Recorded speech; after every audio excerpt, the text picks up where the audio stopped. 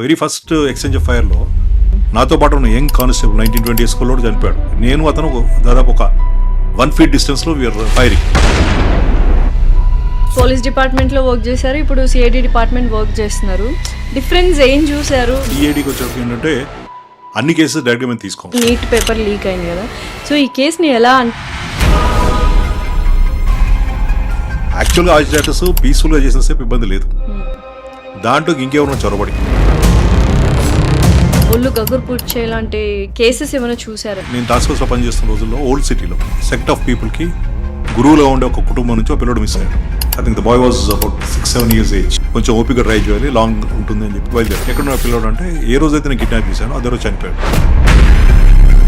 చాలా మంది తప్పు చేయకుండా జైలు జీవితాన్ని అనుభవిస్తున్నారు చాలా మంది ఖైదీలు. చెప్పులు బట్టలు ఒక చెరువు లేదు ఒక నది ప్రవాహం పరి దగ్గర ఎక్కడ దొరికింది. ఇతను ఎవరు చంపేశారు అని ఊళ్ళో వాళ్ళకి ఫ్యాక్షన్ కూడా ఉంది. దాదాపు 2-3 ఏళ్ళ తర్వాత శిక్ష పడ్డ తర్వాత ఎవరైతే చనిపోయారు అనుకున్నా మనిషి బ్రతికి తిరిగి వచ్చాడు ఊళ్ళోకి.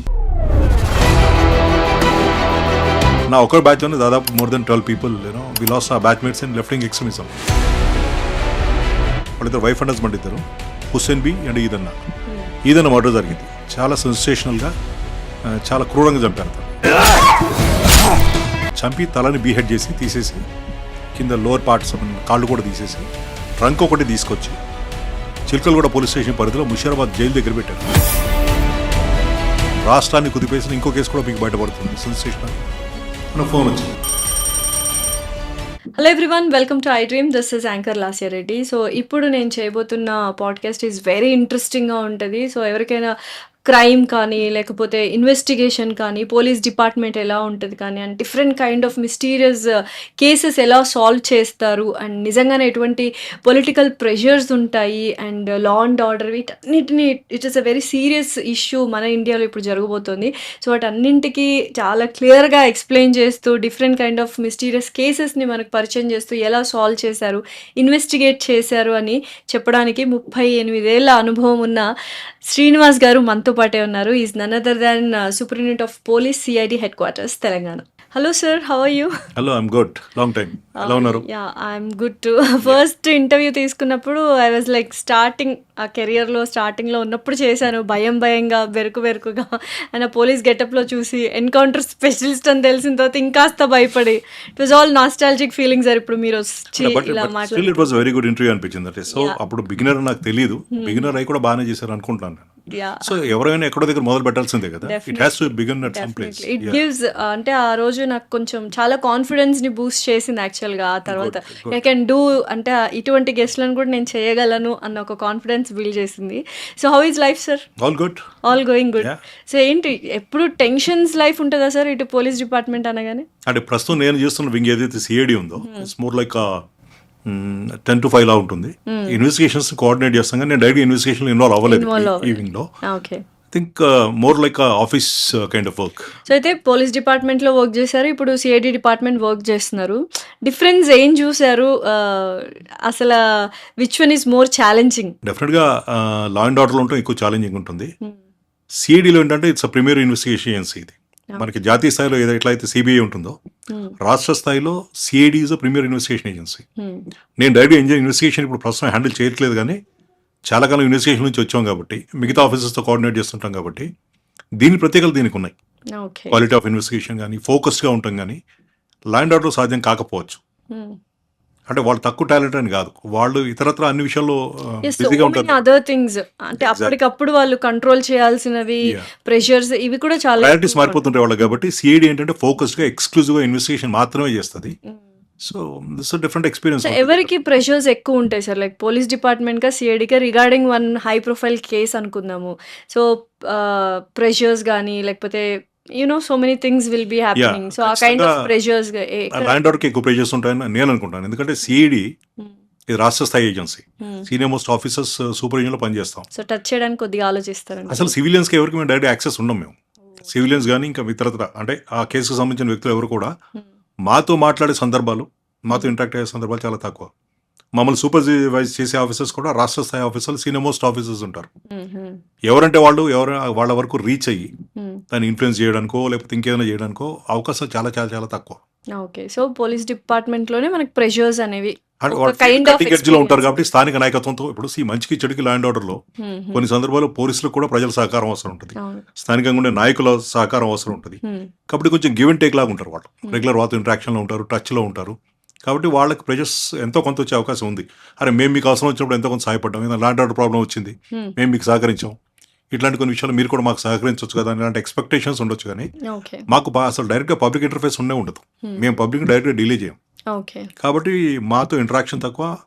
మమ్మల్ని ఇన్‌ఫ్లుయెన్స్ చేసే ప్రయత్నాలు కూడా తక్కువే ఉంటాయి. తక్కువే ఉంటాయి. యాహ్! ఆ ఇన్వెస్టిగేషన్‌లో అవి అంటే absolutely. Absolutely. Absolutely. So, police department CID and CBI ఉంటది. చాలా వరకు సినిమాల్లో మేము చూసినట్టుగా ఇప్పుడేదైనా ఒక కేసు పోలీస్ డిపార్ట్‌మెంట్ డీల్ చేయలేకపోతే, క్రిటికల్‌గా ఉంటే అండ్ కొంచెం హై ప్రొఫైల్ కేస్ అయితే అది పోలీస్ డిపార్ట్‌మెంట్ నుంచి సీబీఐకి వెళ్తుంది. ఇక్కడ రైవల్రీ అనేది కోల్డ్ వార్ అనేది ఒకటి నడుస్తూ ఉంటది పోలీస్ డిపార్ట్‌మెంట్‌కి, సీబీఐకి. Is it true? మాకు సీబీఐ కాదు ఇక్కడ. చూపించినంత మా వరకు. సీఐడీకి వచ్చేటప్పటికి ఏమవుతుందంటే మీరు సీబీఐ అంటున్నారు. హ్మ్. సీఐడీకి వచ్చేటప్పటికి ఏంటంటే అన్ని కేసెస్ డైరెక్ట్‌గా మేము తీసుకోము. ఓకే. మీరన్నట్టుగా హై ప్రొఫైల్ ఉంటాం గానీ, హ్మ్. లేదు ఫోకస్డ్ ఇన్వెస్టిగేషన్ కావాలి గానీ, హ్మ్. లేదు ఎక్కడైతే మల్టీ డిసిప్లిన్ ఇన్వెస్టిగేషన్ హ్మ్. హై అండ్ ఫ్రాడ్స్ గానీ, ఎకనామిక్ అఫెన్సెస్ గానీ, ఓకే. ఎక్కువ మంది దాంట్లో విక్టిమ్స్ ఉన్న సందర్భాలు. ఫర్ ఎగ్జాంపుల్ ఒక స్కామ్ లాంటిది ఏదో ఉంటుంది. హ్మ్. దాంట్లో యెస్. విక్టిమ్స్ వందల వేల సంఖ్యలో ఉంటారు. ఓకే. అలా కాకుండా ఇంటర్ డిస్ట్రిక్ట్ రామిఫికేషన్స్ లేదు ఇంటర్ స్టేట్ రామిఫికేషన్స్ ఇన్వెస్టిగేషన్ ఇక్కడ మొదలై హ్మ్. నేరస్తులు వేరే రాష్ట్రాల్లో ఉండే అవకాశం ఉంది. For okay. ఎగ్జాంపుల్ అప్పట్లో చాలా రోజుల క్రితం ఎంసెట్ పేపర్ లీక్ హ్మ్. ఇన్వెస్టిగేషన్ ఉంది. అది సీడీని చేసింది అది. హ్మ్. ఇక్కడ ఎంసెట్ పేపరు ఇంకెక్కడి నుంచో వేరే రాష్ట్రం నుంచో లీక్ అయింది. సో హ్మ్. అంతర్రాష్ట్ర రామిఫికేషన్ ఉన్నప్పుడు హ్మ్. లోకల్ పోలీస్ కన్నా సిఐడి అయితే బెటర్గా కోఆర్డినేట్ చేసుకోగలుగుతుంది, బెటర్గా ఇన్వెస్ట్ చేయగలుగుతుంది, ఫోకస్డ్గా కూడా ఉంటుంది. హ్మ్. మల్టీ డిసిప్లిన్ అంటే ఇంకా మిగతా ఎక్స్పర్ట్స్ సపోర్ట్ కూడా తీసుకుంటాం, లీగల్ ఎక్స్పర్ట్ సపోర్ట్ తీసుకుంటాం. అటువంటి కేసెస్ సిఐడి చూస్తాం. ఓకే. సో, అయితే ఇప్పుడు మొన్న ఎంసెట్ లీకేజ్ చెప్పింది అండ్ మళ్ళీ రీసెంట్ గూడా నీట్ పేపర్ లీక్ అయింది గదా! సో, ఈ కేస్‌ని ఎలా అంటే ఈ కైండ్ ఆఫ్ కేసెస్‌ని ఎలా డీల్ చేస్తారు సార్ మీరు యూజువల్‌గా?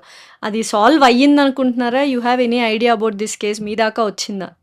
అంటే మీరు చెప్పింది రీసెంట్గా నీట్ గురించి. రీసెంట్‌గా అయిన నీట్ నీట్ గురించి. CBI is one of the most top most agency చేస్తున్నారు వాళ్ళు. హ్మ్. ఇమీడియట్గా వాళ్ళని ఐడెంటిఫై చేయడం, ఎలా జరిగిందో కనుక్కోవడం, హ్మ్. వాళ్ళని ప్రాపర్ ఎవిడెన్సెస్ కలెక్ట్ చేయడం, వాళ్ళని రెస్పాన్సిబిలిటీ ఫిక్స్ చేసి వాళ్ళని అరెస్ట్ చేసి త్వరలో ఛార్జ్షీట్ కూడా చేయబోతున్నారని చెప్పి అన్నారు. హ్మ్. కేసు ఇన్వెస్టిగేషన్ బ్రేక్ అవుతుంది డెఫినెట్గా. హ్మ్. కానీ ఇక్కడ ఆలోచించాల్సిన విషయం ఏంటంటే నష్టం జరిగి పిల్లలు ఎవరైతే ఇబ్బంది పడ్డారో హ్మ్. వాళ్ళని అండూ చేయడం కొంచెం కష్టం అవుతుంది. తప్పు చేసిన వాడు శిక్షించడం ఒకటే కాదు, అది హ్మ్. మా పని, మేము చేస్తాం. ఫర్ ఎగ్జాంపుల్ ఇంకొక ఫైనాన్షియల్ ఫ్రాడ్ లాంటిది ఏమన్నా తీసుకుందాం, హ్మ్. వాళ్ళని పనిష్ చేసే వరకు మేము definitely will take up the responsibility, అవును. అరెస్ట్ చేస్తాం, ఇవన్నీ చేస్తాం. కానీ అందరికీ పూర్తి స్థాయిలో డబ్బులు తిరిగి ఇప్పించగలుగుతామా లేదా అనేది అన్ని సందర్భాల్లో సాధ్యం కాదు. ఓకే. అది కష్టం అది అయిపోతుంది. కష్టం. అంటే ఇప్పుడు కొన్ని ప్రత్యేకమైన చట్టాలు అంటే మనీ డిపాజిటర్స్ లాంటి యాక్ట్ లాంటి చట్టాలు ఏవైతే ఉంటాయో హ్మ్. హ్మ్. అక్కడ నేరస్తులకు సంబంధించిన ఆస్తుల్ని జప్తు చేసి ఓకే. అవి విక్టిమ్స్కి వెళ్ళి చేసేలాగా చేసే అవకాశం ఉంటుంది. కానీ హ్మ్. కొన్ని రొటీన్ కేసెస్లో హ్మ్.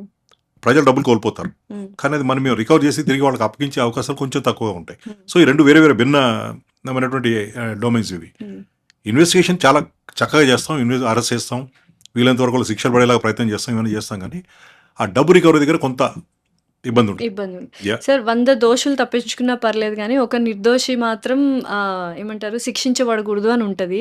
బట్ చాలా వరకు ఇప్పుడు జరుగుతున్న సినారియోస్‌లో నిర్దోషులు చాలామంది జైల్లో జీవితాల్ని గడుపుతూ ఉన్నారు. లైక్ తెలుసుకున్నామనమాట.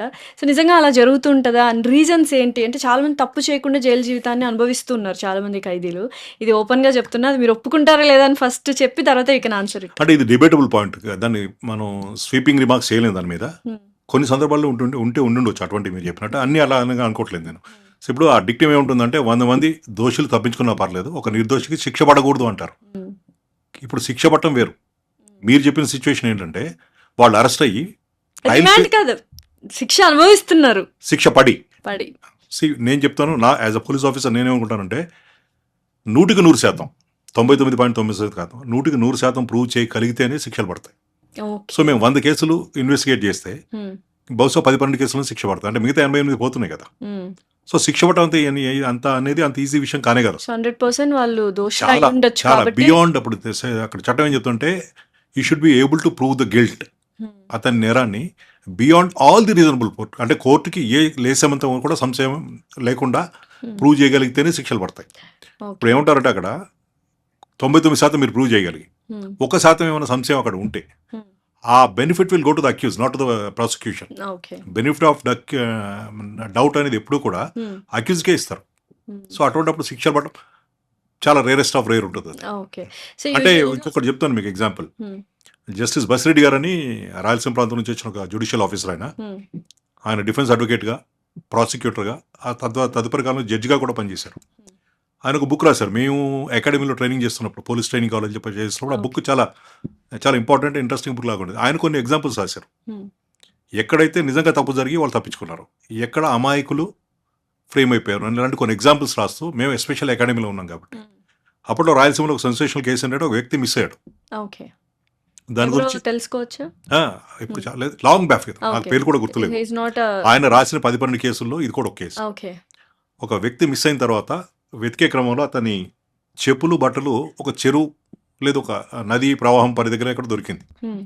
దాన్ని బట్టి ఏమనుకున్నారంటే ఇతను లేడు, చనిపోయాడు, ఇతను ఎవరో చంపేశారు అని ఆ ఊళ్ళో వాళ్ళకి ఫ్యాక్షన్ గొడవలు ఉన్నాయి. హ్మ్.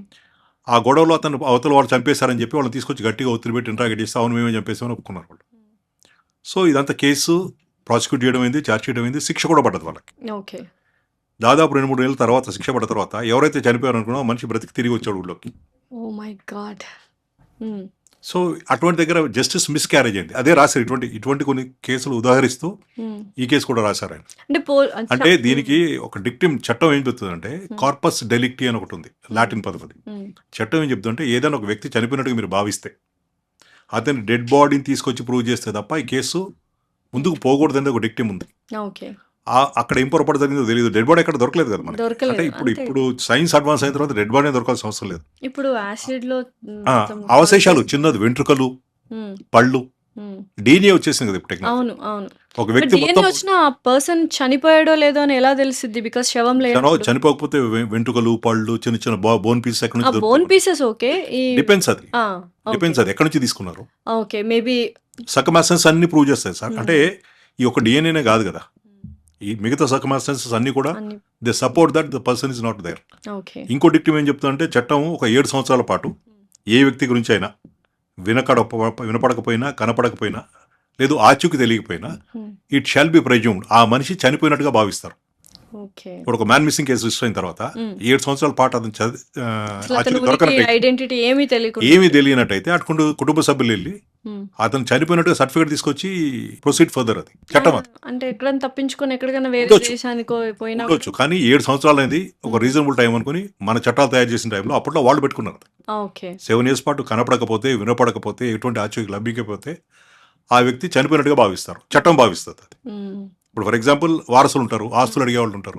ఇన్ ఈ దట్ ఏ- కేస్. ఆ, ఈ 7 సంవత్సరాల తర్వాతే వాళ్ళు ప్రొసీడ్ కాగలుగుతారు. ఓకే. అప్పటిదాకా వి హావ్ టు. అంతే, will have to wait and see. Sir ఇప్పుడు ఏదైనా ఒక కేసులో మీరు విక్టిమ్ ఎవరో తెలుసు, కల్ప్రిట్ ఎవరో కూడా మీకు తెలుసు. మీరు మొత్తం ఎవిడెన్సెస్ కలెక్ట్ చేసుకొని ఇన్వెస్టిగేషన్ చేసి ఎఫ్ఐఆర్ ఫైల్ చేసి కోర్టు దాకా తీసుకెళ్తారు ఆ కల్ప్రిట్ని. బట్ అక్కడ జరిగిన వాదోపవాదాలు, లాయర్స్ వీళ్ళు మార్చేస్తూ ఉంటారు. సో మెనీ లూప్ హోల్స్ ఉంటాయి. అలా తప్పించుకున్నప్పుడు మీకు ఎలా అనిపిస్తుంటది? అయ్యో ఉసూరు అనిపిస్తా అంటే ఇంకొంచెం బెటర్గా చేసి ఉండాల్సిందా. ఇప్పుడు అల్టిమేట్లీ మీ జడ్జిమెంట్ కాపీ మాకు వస్తుంది, చదువుతాం. అక్కడ ఏంటంటే ఇన్వెస్టిగేషన్లో జరిగిన లోపాల వల్ల కేసు కొట్టేసినట్టయితే కనుక we are responsible, we feel bad about it. ఇతరత్రా కారణాల వల్ల కొట్టేస్తే మేము దానికి బాధ్యులం కాదు. చాలా సందర్భాలు అవుతారు వాళ్ళు కాంప్రమైజ్ అవుతారు, సాక్షులు ముందుకు వచ్చి చెప్పరు, టెక్నికల్ ఎవిడెన్స్ సపోర్ట్ చేయదు, చిన్న లేసమంత సంశయం ఉంటుంది అక్కడ. ఈ అన్ని బెనిఫిట్స్ అక్యూజ్కి వెళ్తాయి కాబట్టి. ఓకే. అయితే మనకందరికి అర్థం కావాల్సింది ఏంటంటే శిక్ష పడితేనే ఇంకోటికి భయం ఉంటుంది, చేసేవాడు కూడా రెండోసారి రిపీట్ చేయకుండా ఉంటాడు. మా శాయశక్తులు మేము ప్రయత్నం చేస్తాం. బట్ ఈ మొత్తం హోల్ గ్యామెట్లో మేము మాది ఒక పాత్ర మాత్రమే. ప్రాసిక్యూషన్ ఉంటుంది, జ్యుడిషియరీ ఉంటుంది. చాలా సందర్భాల్లో ఎస్పెషల్ రాయలసీమ లాంటి చోట్ల సీరియస్ మర్డర్ కేసు లాంటి చోట కూడా ఒక స్టేజ్కి వచ్చినప్పుడు వాళ్ళు ఒక మర్డర్ చేశారు, వీళ్ళు ఒక మర్డర్ చేశారు, ఇద్దరు నష్టపోయారు. కోర్టు ట్రయల్కి వచ్చినప్పటికి ఇద్దరు సార్ట్అవుట్ చేసుకుంటారు, వాళ్ళు సాక్షులు చెప్పడానికి ఇష్టపడ్డారు. ప్రత్యక్ష సాక్షి చూసిన అతను చెప్పకపోయినప్పుడు చాలా సందర్భాల్లో కేసు కొట్టేస్తారు. యాజ్ అ పోలీస్ ఆఫీసర్ మా బాధ్యత ఎంతవరకు అంటే మేము ఇప్పుడు దాన్ని రివ్యూ చేసుకుంటుంటాం. పోలీసు వాళ్ళు చేయవలసిన పని, ఇన్వెస్టిగేటర్, పరిశోధనాధికారి చేయవలసిన పని చేయని కారణంగా కేసు కొట్టేస్తే డెఫినెట్గా మేము బాధ్యులం, we feel bad about it. Okay. మా ఆఫీసర్స్ కూడా కొన్ని సందర్భాల్లో ప్రత్యేకంగా చర్యలు తీసుకునే అవకాశం కూడా ఉంటుంది. If it is acquitted for other reasons where we are not responsible, మా చేతిలో లేని దానికి మేము ఏం చేయగలుగుతాం? Definitely. Of course we feel bad about it. అప్పుడు ఏమవుతుందంటే ఎదుటివాడు మళ్ళీ ప్రతిదాడి చేయడానికి ట్రై చేస్తాడు కదా. తప్పు చేసిన వాడు కోర్టులో శిక్ష పడితే విక్టిమ్కి సంతోషంగా ఉంటుంది. అవును. అవును. పడనప్పుడు వాడికి పడలేదు కదా, నేను కూడా అదే నేరం చేసి వాడిని మళ్ళీ హామ్ చేస్తే నేను కూడా తప్పించుకోవచ్చాను వీడికి ఆలోచన వస్తుంది. ఆలోచన వస్తుంది. కరెక్ట్. అటువంటి సందర్భాలు ఉంటాయి. వీలైనంత వరకు ట్రై టు అప్పీల్ చేస్తాం మేము. కింద కోర్టు కొట్టేస్తే పై కోర్టుకి వెళ్తాం, పై కోర్టుకి వెళ్తే సుప్రీం కోర్టు వరకు అప్పీల్ మనకి అవకాశం ఉంది. అవకాశం ఉంది. సో ఏ కారణాలతో కొట్టేశారో అనలైజ్ చేస్తారు. ఓకే. అప్పీల్ చేసే అవకాశం ఉంటే ఖచ్చితంగా అప్పీల్ కూడా చేస్తాం. సో ఇన్ని ఇయర్స్ ఆఫ్ ఎక్స్పీరియన్స్లో ఈ ప్రెషర్స్ వల్ల వాటి వల్ల కొన్ని కేసెస్ వదిలేసుకోవాల్సిన పరిస్థితి వచ్చిందా ఎప్పుడైనా? అంటే కొద్దిపాటి ప్రెజర్స్ ఉంటాయి. వదిలేసుకోవడం అంటే నేను కొన్ని సందర్భాల్లో ఈ కేసు నేను చేయను, ఇతన్ని పక్కన పెట్టాలి, లేదు ఇతని మీద సెక్షన్ తీవ్రత తగ్గించాలి, లేదు ఇతను ఇప్పుడు అరెస్ట్ చేయొద్దు అంటే నేను ఆఫీసర్స్తో విభేదించి గట్టిగా మాట్లాడి ఎట్లా అనుకుంటే నన్ను తప్పించాను సార్ అక్కడికి, నేను నా కాన్షియస్ పర్మిట్ చేయట్లేదు, నేను చేయదలుచుకోలేదు, ఇది ఇంకో ఆఫీసర్ని పెట్టండి అని చెప్పిన సందర్భాలు ఉన్నాయి. ఓకే. సో నిజంగానే మీ హైయర్ అఫీషియల్స్ చెప్పిన మాటనే వినాలి 100% నిజమే అంటారా? Like అంటే ఇక్కడ టిపికల్ police యూనిఫామ్ department- సర్వీసెస్లో ఉన్నాయి కాబట్టి సబార్డినేషన్ ఎంతో కొంత ఉంటుంది. సీనియర్ ఆఫీసర్స్ ఎందుకు చెప్తారంటే వాళ్ళకు కూడా పర్సనల్ ఇంట్రెస్ట్ ఉంటుంది, వాళ్ళకి ఇంకెక్కడి నుంచి ఎక్కడి నుంచో ఒత్తిడి వచ్చి ఉండొచ్చు. వాళ్ళు వివరంగానే డిస్కస్ చేస్తారు. సబార్డినేట్ సప్రెషన్ అనేది ఎక్కువ ఉంటది అని వింటూ ఒకప్పుడు ఉంటాను. ఉండేది, ఇప్పుడు తగ్గిపోయింది, అవునా? చాలా తగ్గిపోయింది. ఓకే. అంటే బ్రిటిషర్స్ నుంచి మనం కొత్తగా స్వాతంత్రం వచ్చిన రోజుల్లో ఆ బ్రిటిష్ లెగసీ, బ్రిటిష్ పోలీసింగ్, ఆ వారసత్వం అట్లా కొంతకాలం కొనసాగింది. ఓకే. అయ్యా, దొర, బాబు అన్న ఇట్లాంటివన్నీ ఇప్పుడు లేదు, చాలా వరకు తగ్గిపోయింది. తగ్గిపోయింది. సీనియర్ ఆఫీసర్స్ కూడా కింద వాళ్ళని ఉమ్, టాలెంట్ ఉంటే ఎంకరేజ్ చేస్తారు, ఉమ్, పొలైట్గా డీల్ చేస్తారు, మర్యాదగానే వ్యవహరిస్తారు వాళ్ళతో. ఓకే. అంటే ఇది క్రమంగా తగ్గిపోతుందేమో అనిపిస్తుంది. Eventually it will finally go, everything will go. Definitely. అయితే యూజువల్గా ప్రజల్లో పోలీస్ డిపార్ట్మెంట్ అంటే ఒక కైండ్ ఆఫ్ పాజిటివ్ ఎంత ఉన్నా, ఎన్ని కేసెస్ సాల్వ్ చేసినా, లా అండ్ ఆర్డర్ని కాపాడుతున్నా, ఇంకోవైపు ఒక కైండ్ ఆఫ్ నెగటివ్ నోషన్ వచ్చేసింది. దానికి కారణం కొంతమంది అవినీతిగా ఉన్న ఆఫీసర్సే దానికి రీజన్ అంటారా? కరప్టెడ్. అంటే 2-3 రకాల కారణాల నుంచి. ఒకటి, వెళ్ళిన పోలీస్ స్టేషన్ వ్యక్తి ఏమనుకుంటా అంటే మ్యాజికల్ సొల్యూషన్ అర్జెంట్గా ఏదో అయిపోవాలనుకుంటాడు. సాధ్యం కాదు, ప్రొసీజర్ ఫాలో చేయాలి. అక్కడ ఒకలాంటి కొంత అసంతృప్తి ఉంటుంది. మీరు అన్నట్టుగా కొంతమంది ఇంటిగ్రిటీ లేని వాళ్ళు, హానెస్టీ లేని వాళ్ళు, it could B corruption, it could B partisan attitude, ఎవరి పట్ల అన్న కొంచెం వివక్ష చూపించడం, లేదు వేరే వాళ్ళ పట్ల మొగ్గడం, ఇటువంటి చిన్న చిన్న కారణాలు ఉన్నాయి. అయితే అన్ని మిగతా డిపార్ట్మెంట్స్కి పోలీస్ డిపార్ట్మెంట్కి తేడా ఏంటంటే, సపోజ్ మీరు ఆర్టీఐకి వెళ్తారు, ఇంకో దగ్గరికి వెళ్తారు, అక్కడ మీరు ప్రొసీజర్ బైపాస్ చేస్తే, అంటే ఇన్ఫ్లుయెన్స్ చేయొచ్చు, బ్రైబ్ చేయొచ్చు, ఏదైనా చేయొచ్చు, దాని ప్రభావం డైరెక్ట్ ఇంకో మనిషి మీద పడేది తక్కువ. మీరు సపోజ్ 10 మంది లైన్లో ఉన్నారు, మీరు 11, మీరు లైన్ బైపాస్ చేసి ముందుకెళ్తారు, ఓకే. ఈ ఇంపాక్ట్ 10 మంది మీద ఈక్వల్గా డిస్ట్రిబ్యూట్ అవుతుంది, ఏ ఒక్కరి మీద పడదు, దాది తీవ్రమైంది కూడా కాదు. అదే పోలీస్ స్టేషన్కి వచ్చే చాలా విషయాల్లో, it could B complaint or what ever it is, దాదాపుగా 100% సందర్భాల్లో 2 వర్గాలు వస్తాయి అక్కడికి, 2 వ్యక్తులు వస్తారు. ఓకే. 2 వ్యక్తులు వచ్చినప్పుడు విక్టిమ్ ఏమనుకుంటాడు, నాకు నష్టం జరిగింది, అన్యాయం జరిగింది, పోలీసు వాళ్ళు నాకు న్యాయం చేయాలి అని ఆశిస్తాడు, అంతవరకు తప్పలేదు. కానీ అక్యూజ్ కూడా ఏమనుకుంటాడు, నాకు కూడా సాయం చేయాలి, నా మీద కేసు తీవ్రత తగ్గించాలి, లేకపోతే నన్ను వదిలిపెట్టేసేయాలి, లేదు నాకు బెయిల్ ఇవ్వాలి, ఇటువంటి ఆశిస్తాడు, విచ్ ఈజ్ ఇమ్మోరల్. సో రెండిట్లో ఏది జరిగినప్పటికీ ఒక వ్యక్తి పోలీస్ స్టేషన్కి వచ్చిన ఒక వ్యక్తి అసంతృప్తితో బయటకు వెళ్తాడు. ఇది మీకు మిగతా అది డిపార్ట్మెంట్ ఇన్నెవిటబుల్ సార్, అది ఇన్నెవిటబుల్ అంతే. అందుకే పోలీసులో అసంతృప్తి రావడానికి, అపోహలు ఉండడానికి, ఓకే. అపార్థం చేసుకోవడానికి కారణాలు ఇటువంటివే. ఓకే. ఇప్పుడు విక్టిమ్ నాకు న్యాయం జరగాలని ఒకరికి లాభం అయితే ఇంకొకరికి నష్టం కంపల్సరీ ఇప్పుడు జరుగుతుంది. విక్టిమ్ నాకు న్యాయం జరగాలని కోరడం సహేతుకం, అది దాంట్లో ఎవరు డిస్ప్యూట్ చేయరు, అవును. Absolutely this fine. బట్ నేరస్తుడు లేదు నిందితుడు, ద అక్యూజ్డ్ ఆల్సో, నాకు కూడా ఎంత కొంత సాయం చేయాలి, తీవ్రత తగ్గించాలి, నన్ను అరెస్ట్ చేయకూడదు, నన్ను వదిలిపెట్టేయాలి, వీలైతే నా మీద కేసు తీసేయాలని కోరుతాడు కదా. అవును. సో హ్యూమన్ టెండెన్సీ ఏముంటుంది, నేను చేసిన తప్పే అయినా నాకు సాయం కావాలి, నాకు సాయం కాకపోతే నాకు అసంతృప్తి, నేను బయటికి వెళ్ళి దాని గురించి నెగిటివ్గా ప్రాపగండా చేస్తా. ఇటువంటి పెక్యులర్ సిచ్యువేషన్ మీకు మిగతా గవర్నమెంట్ డిపార్ట్మెంట్స్లో ఉండదు. ఉండదు. Is very peculiar to police. Maybe that is one of the reasons అసంతృప్తులకి, అపోహలకి. మీరు అన్నట్టుగా చిన్న ఇప్పుడు ఈ ముక్క కూడా ఆ తాను నుంచి వచ్చిందని, పోలీస్ సపరేట్ ఎంటిటీ ఏం కాదు కదా, మేము కూడా సొసైటీ నుంచి వస్తాం కదా. Yes yes. సొసైటీలో ఉండే అన్ని రకాల మంచి చెడులు అన్నీ మాలో కూడా ఉంటాయి. So by the virtue of training, discipline, uniform చాలా వరకు తగ్గించుకుంటాం. కానీ స్వతహాగా మనిషిలో ఉండే కొన్ని అవలక్షణాలు ఏవైతే ఉంటాయో ఎక్కడో దగ్గర బయటపడతాయి. బయటపడటంలో ఇంకొక డేంజర్ ఏంటంటే, ఒక సివిలియన్ ఉండి నాలో అవలక్షణాలు ఉంటాయి, అది ఎవరికి ఎఫెక్ట్ అవ్వదు. నేను ఒక ఆఫీసర్గా ఒక దగ్గర కూర్చున్నప్పుడు నాలో నెగిటివిటీస్ ఏమైనా ఉంటాయి, అవి చాలా మంది that impacts the society, the area which I'm handling. కాబట్టి అక్కడ ఉంటాయి చిన్న అబరేషన్స్ ఉంటాయి. ఓకే. లేకపోతే ఇప్పుడు అంత స్మూత్గా ఎక్కడ పోలీసులు ఎవరు ఏం చిన్న తప్పు చేయకుండా, ఏ సంఘటన జరగకుండా ఇక్కడ లేదు కదా. లేదు, definitely it's part of the society. నేను సమర్థించట్లేదు. బట్ ఆ అబరేషన్స్ ఉంటాయి అక్కడ. డెఫినెట్. సో ఇప్పుడు పొలిటికల్ పార్టీస్ ఉన్నాయి. సో ఎవ్రీ 5 ఇయర్స్ చేంజ్ అవుతది. ఒక పార్టీ వస్తది. ఇంకో పార్టీ వస్తది. ఇలా ఫస్ట్ వచ్చిన పొలిటికల్ పార్టీ మీకు కొన్ని చెప్తూ ఉంటారు. లైక్ ఈ పెద్దవాళ్ళని అరెస్ట్ చేయాలనో, వాళ్ళ మీద కేసులు పెట్టాలనో ఇలా. మీరు కొన్ని చేస్తూ ఉంటారు. లాక్కెళ్ళడం, ధర్నాలు చేసినప్పుడు. నెక్స్ట్ 5 ఇయర్స్ తర్వాత రోల్స్ రివర్స్ అయిపోతుంటాయి. వాళ్ళు పెట్టమంటుంటారు. సో దీన్నంతా ఎలా మేనేజ్ చేస్తూ ఉంటారు? ఆ ప్రెషర్స్ ఇవన్నీ. వాళ్ళు చెప్పినప్పుడు వాళ్ళ మాట వినాలి. ఈ పొలిటికల్ పార్టీ వచ్చినప్పుడు వీళ్ళ మాట వినాలి. అండ్ శత్రుత్వం అనేది మీ మీద ఎక్కువ గ్రడ్జ్ చూపించే అవకాశాలు చాలా ఉంటాయి కదా! గడ్డి చూపించే అవకాశాలు తక్కువ ఉంటాయి. వాళ్ళకు కూడా తెలుసు. ఎందుకంటే ఎవరైతే అక్కడ అధికారంలో ఉన్నారో హ్మ్. వాళ్ళ ప్రభావం ఎంతో కొంత ఉంటుంది. అలా అని చెప్పేసి మొత్తం చట్టానికి వ్యతిరేకంగా అసలు అంటే ఇప్పుడు ఫర్ ఎగ్జాంపుల్ ఒక ఎక్స్ అనే వ్యక్తిని అరెస్ట్ చేయమని ఇక్కడ నుంచి ఆదేశాలు వచ్చినట్టయితే అతని మీద ఏమీ లేకుండా హ్మ్. తప్పుడు కేసులు భరించడం అయితే ఉండదు. ఇట్స్ ఇంపాసిబుల్ అది. హ్మ్. కేసు తీవ్రతను పెంచడమా, హ్మ్. లేదు గట్టిగా అతని మీద చర్యలు తీసుకోవడమా, ఇవాళ కేసు చేస్తే రేపు అరెస్ట్ చేయడం, అటువంటి చిన్న చిన్న డీవియేషన్స్ ఉంటాయి తప్ప అసలు ఏమీ లేని దగ్గర తప్పుడు కేసులు పెడితే కోర్టులో నిలబడవు, కొట్టేస్తారు. సో వాళ్ళకు కూడా తెలుసు 199 సందర్భాల్లో కక్ష సాధింపు లాంటివి ఉండవు. ఇప్పుడు ఈ పొలిటికల్ లీడర్షిప్ మారుతుంటుంది, ఇటు అటు మారుతుంటుంది కాబట్టి వాళ్ళకు కూడా తెలుసు వీళ్ళకి వ్యక్తిగతంగా మా మీద ఏం లేదు, అప్పుడున్న పరిస్థితులను బట్టి సందర్భాలను బట్టి ఏమైనా కొంత అతిగా వెళ్ళారేమో అనుకుంటారే తప్ప చాలా రేర్. అంటే విక్టిమైజ్ చేసి చేజ్ చేసి ఇబ్బంది పెట్టేలాంటి సందర్భాలు అరుదే అనుకుంటాను నేనైతే. ఓకే. సో అయితే రీసెంట్‌గా మనకు తెలుసు హంగర్ స్ట్రైక్ జరిగింది. కైండ్ ఆఫ్ ఎడ్యుకేషనల్ సిస్టమ్‌లో మార్పు రావాలని చెప్పి అండ్ చాలామంది ఎళ్లి అక్కడ హంగర్ స్ట్రైక్ చేయడం జరిగింది. ఆ టైంలో పోలీసులు దారుణంగా కొట్టడం పబ్లిక్‌ని. ఇది ఎంతవరకు correct?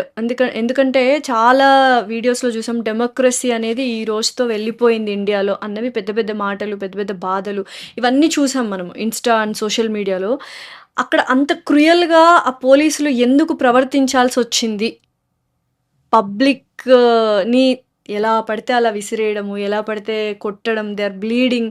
So what is it? ఒక సైలెంట్ ప్రొటెస్ట్ చేస్తున్న వాళ్ళని ఇంత దారుణంగా కొట్టాల్సిన పరిస్థితి మీ పోలీస్ డిపార్ట్మెంట్‌కి ఎందుకొచ్చింది? Little sensitive issue. నేను I will not get deep into it. ఒక విషయం ఏంటంటే ఎవరి మీద ఎవరికి కోపాలు ఉండవు.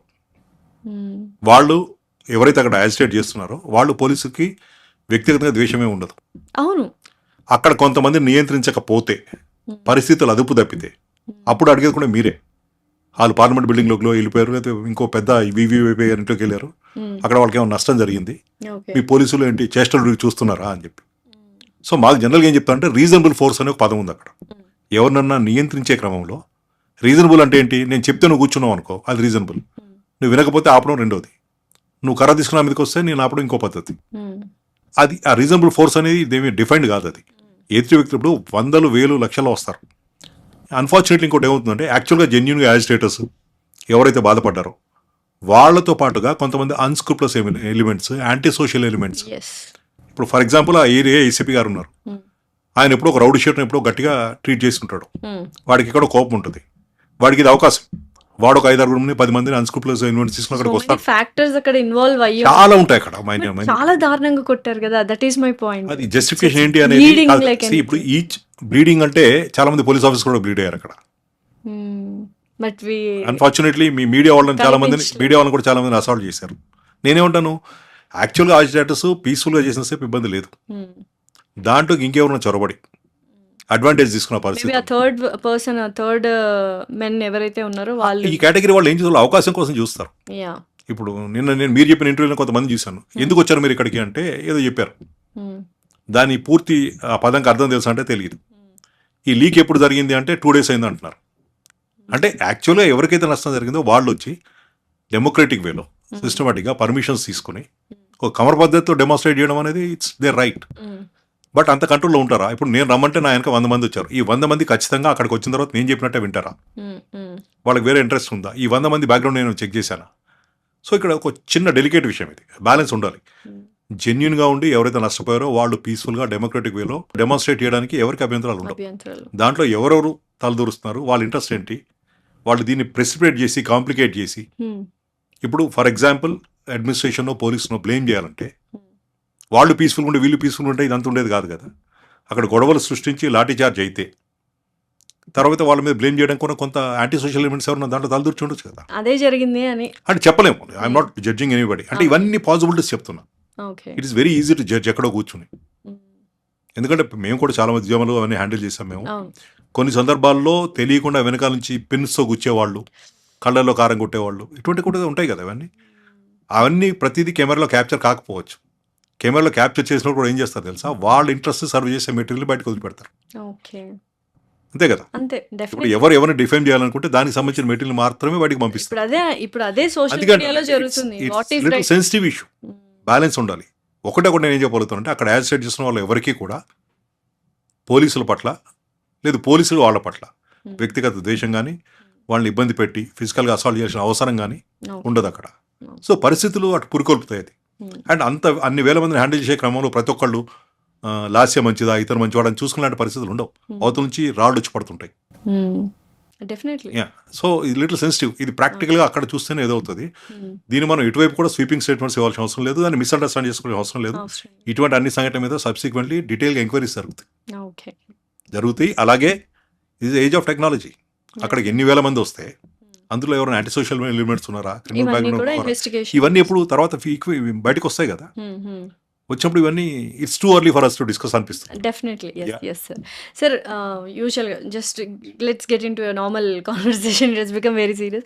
యూజువల్గా పోలీస్ దెబ్బలు అసలు కనిపించవు కానీ మామూలుగా ఉండదు అంటారు కదా. ఏం ట్రైనింగ్ తీసుకుంటారా మీరు ఎలా కొట్టాలనే దాంట్లో?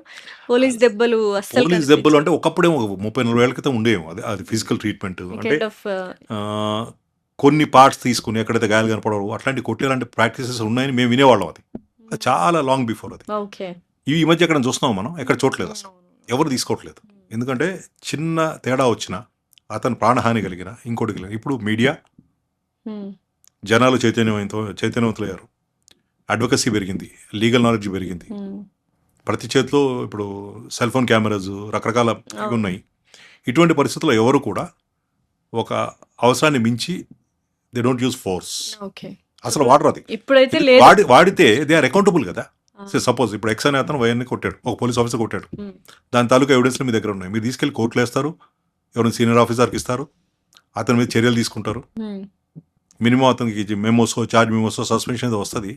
అటువంటిప్పుడు వాళ్ళు ఎందుకు రిస్క్ తీసుకోవాలి, ఎందుకు కొట్టాలి? కొట్టకపోతే ఏమవుతుంది, కేసు డిటెక్ట్ కాదు. కాకపోతే హౌ డస్ ఇట్ మ్యాటర్? నష్టపోయేది ఎవరు? సొసైటీ నష్టపోతుంది కదా. ఇప్పుడు నాకు తెలిసినంత వరకు ఆ ప్రాక్టీస్లు దాదాపుగా కనుమరుగైపోయినాయి, లేవు అసలు. బట్ ఈ first degree, second degree, third degree ఏంటి sir? Third degree what kind of things ఉంటాయి థర్డ్ డిగ్రీ అని ఎందుకంటారు అంటే స్కిన్ లేయర్స్ ఉంటాయి. స్కిన్ లేయర్స్ లో ఆ ఫస్ట్, సెకండ్, థర్డ్ లేయర్ వరకు వెళ్ళి గాయపరిచేదాన్ని థర్డ్ డిగ్రీ అని అప్పుడు అనేవాళ్ళు. సైంటిఫిక్. నేను చెప్పి పోలీసు గురించి చెప్పట్లేదు, పోలీసు వాళ్ళు వాడతారని కూడా చెప్పట్లేదు నేను. థర్డ్ డిగ్రీ ఎందుకంటారంటే when a person is hit, burns లో we use third degree.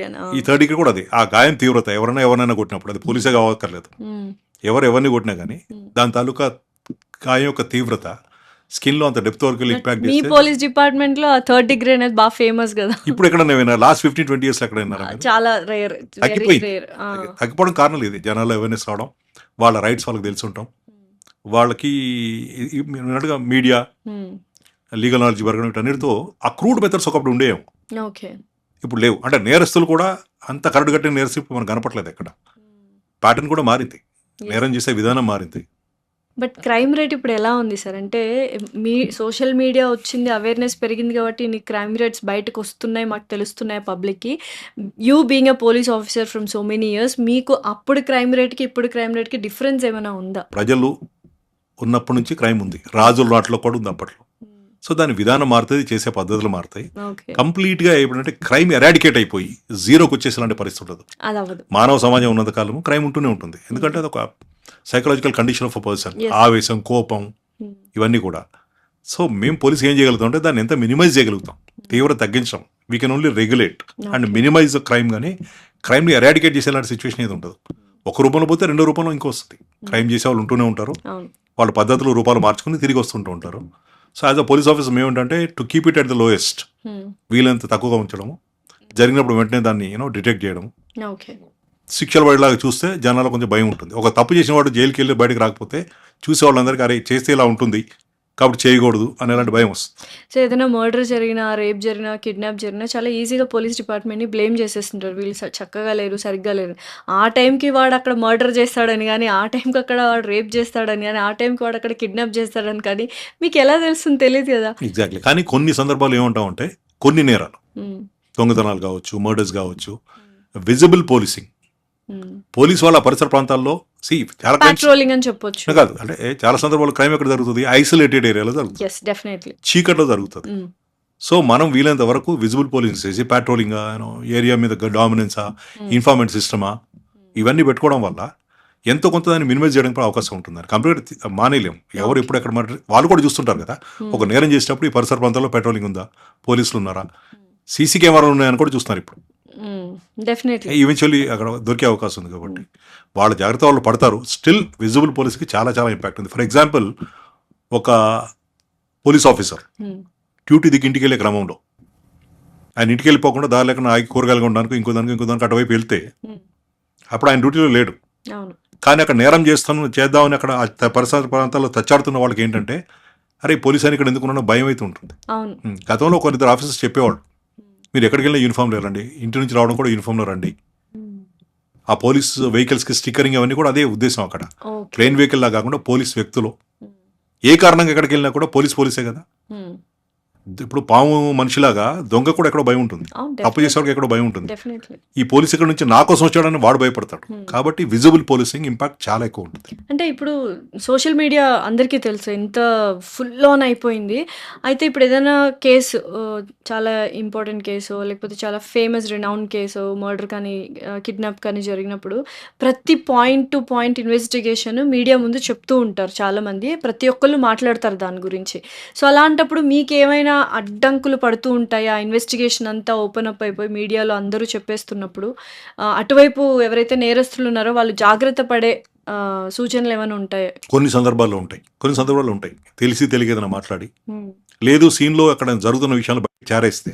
For example, Mumbai Taj attack ఉంది, అది చాలా క్లాసిక్ ఎగ్జాంపుల్. అది definitely sir. Mumbai Taj attack జరుగుతున్న క్రమంలో మీడియా టెలికాస్ట్ అంతా చూసి పాకిస్తాన్లో ఉన్న వాళ్ళ హ్యాండ్లర్స్ వాళ్ళకి టెర్రరిస్ట్కి కమ్యూనికేట్ చేశారు. అది అలా జరుగుతుంటుంది కొన్ని సందర్భాల్లో. కానీ చాలా సందర్భాల్లో అపోహలే అవి, మీడియాలో మాట్లాడుకునేవి, మీడియా రిపోర్ట్ చేసేవి కూడా. ఎందుకంటే ఫర్ ఎగ్జాంపుల్, ఒక ఇంపార్టెంట్ కేసు నేనే ఇన్వెస్టిగేటింగ్ ఆఫీసర్ని, నేనే కేసు హ్యాండిల్ చేస్తున్నా.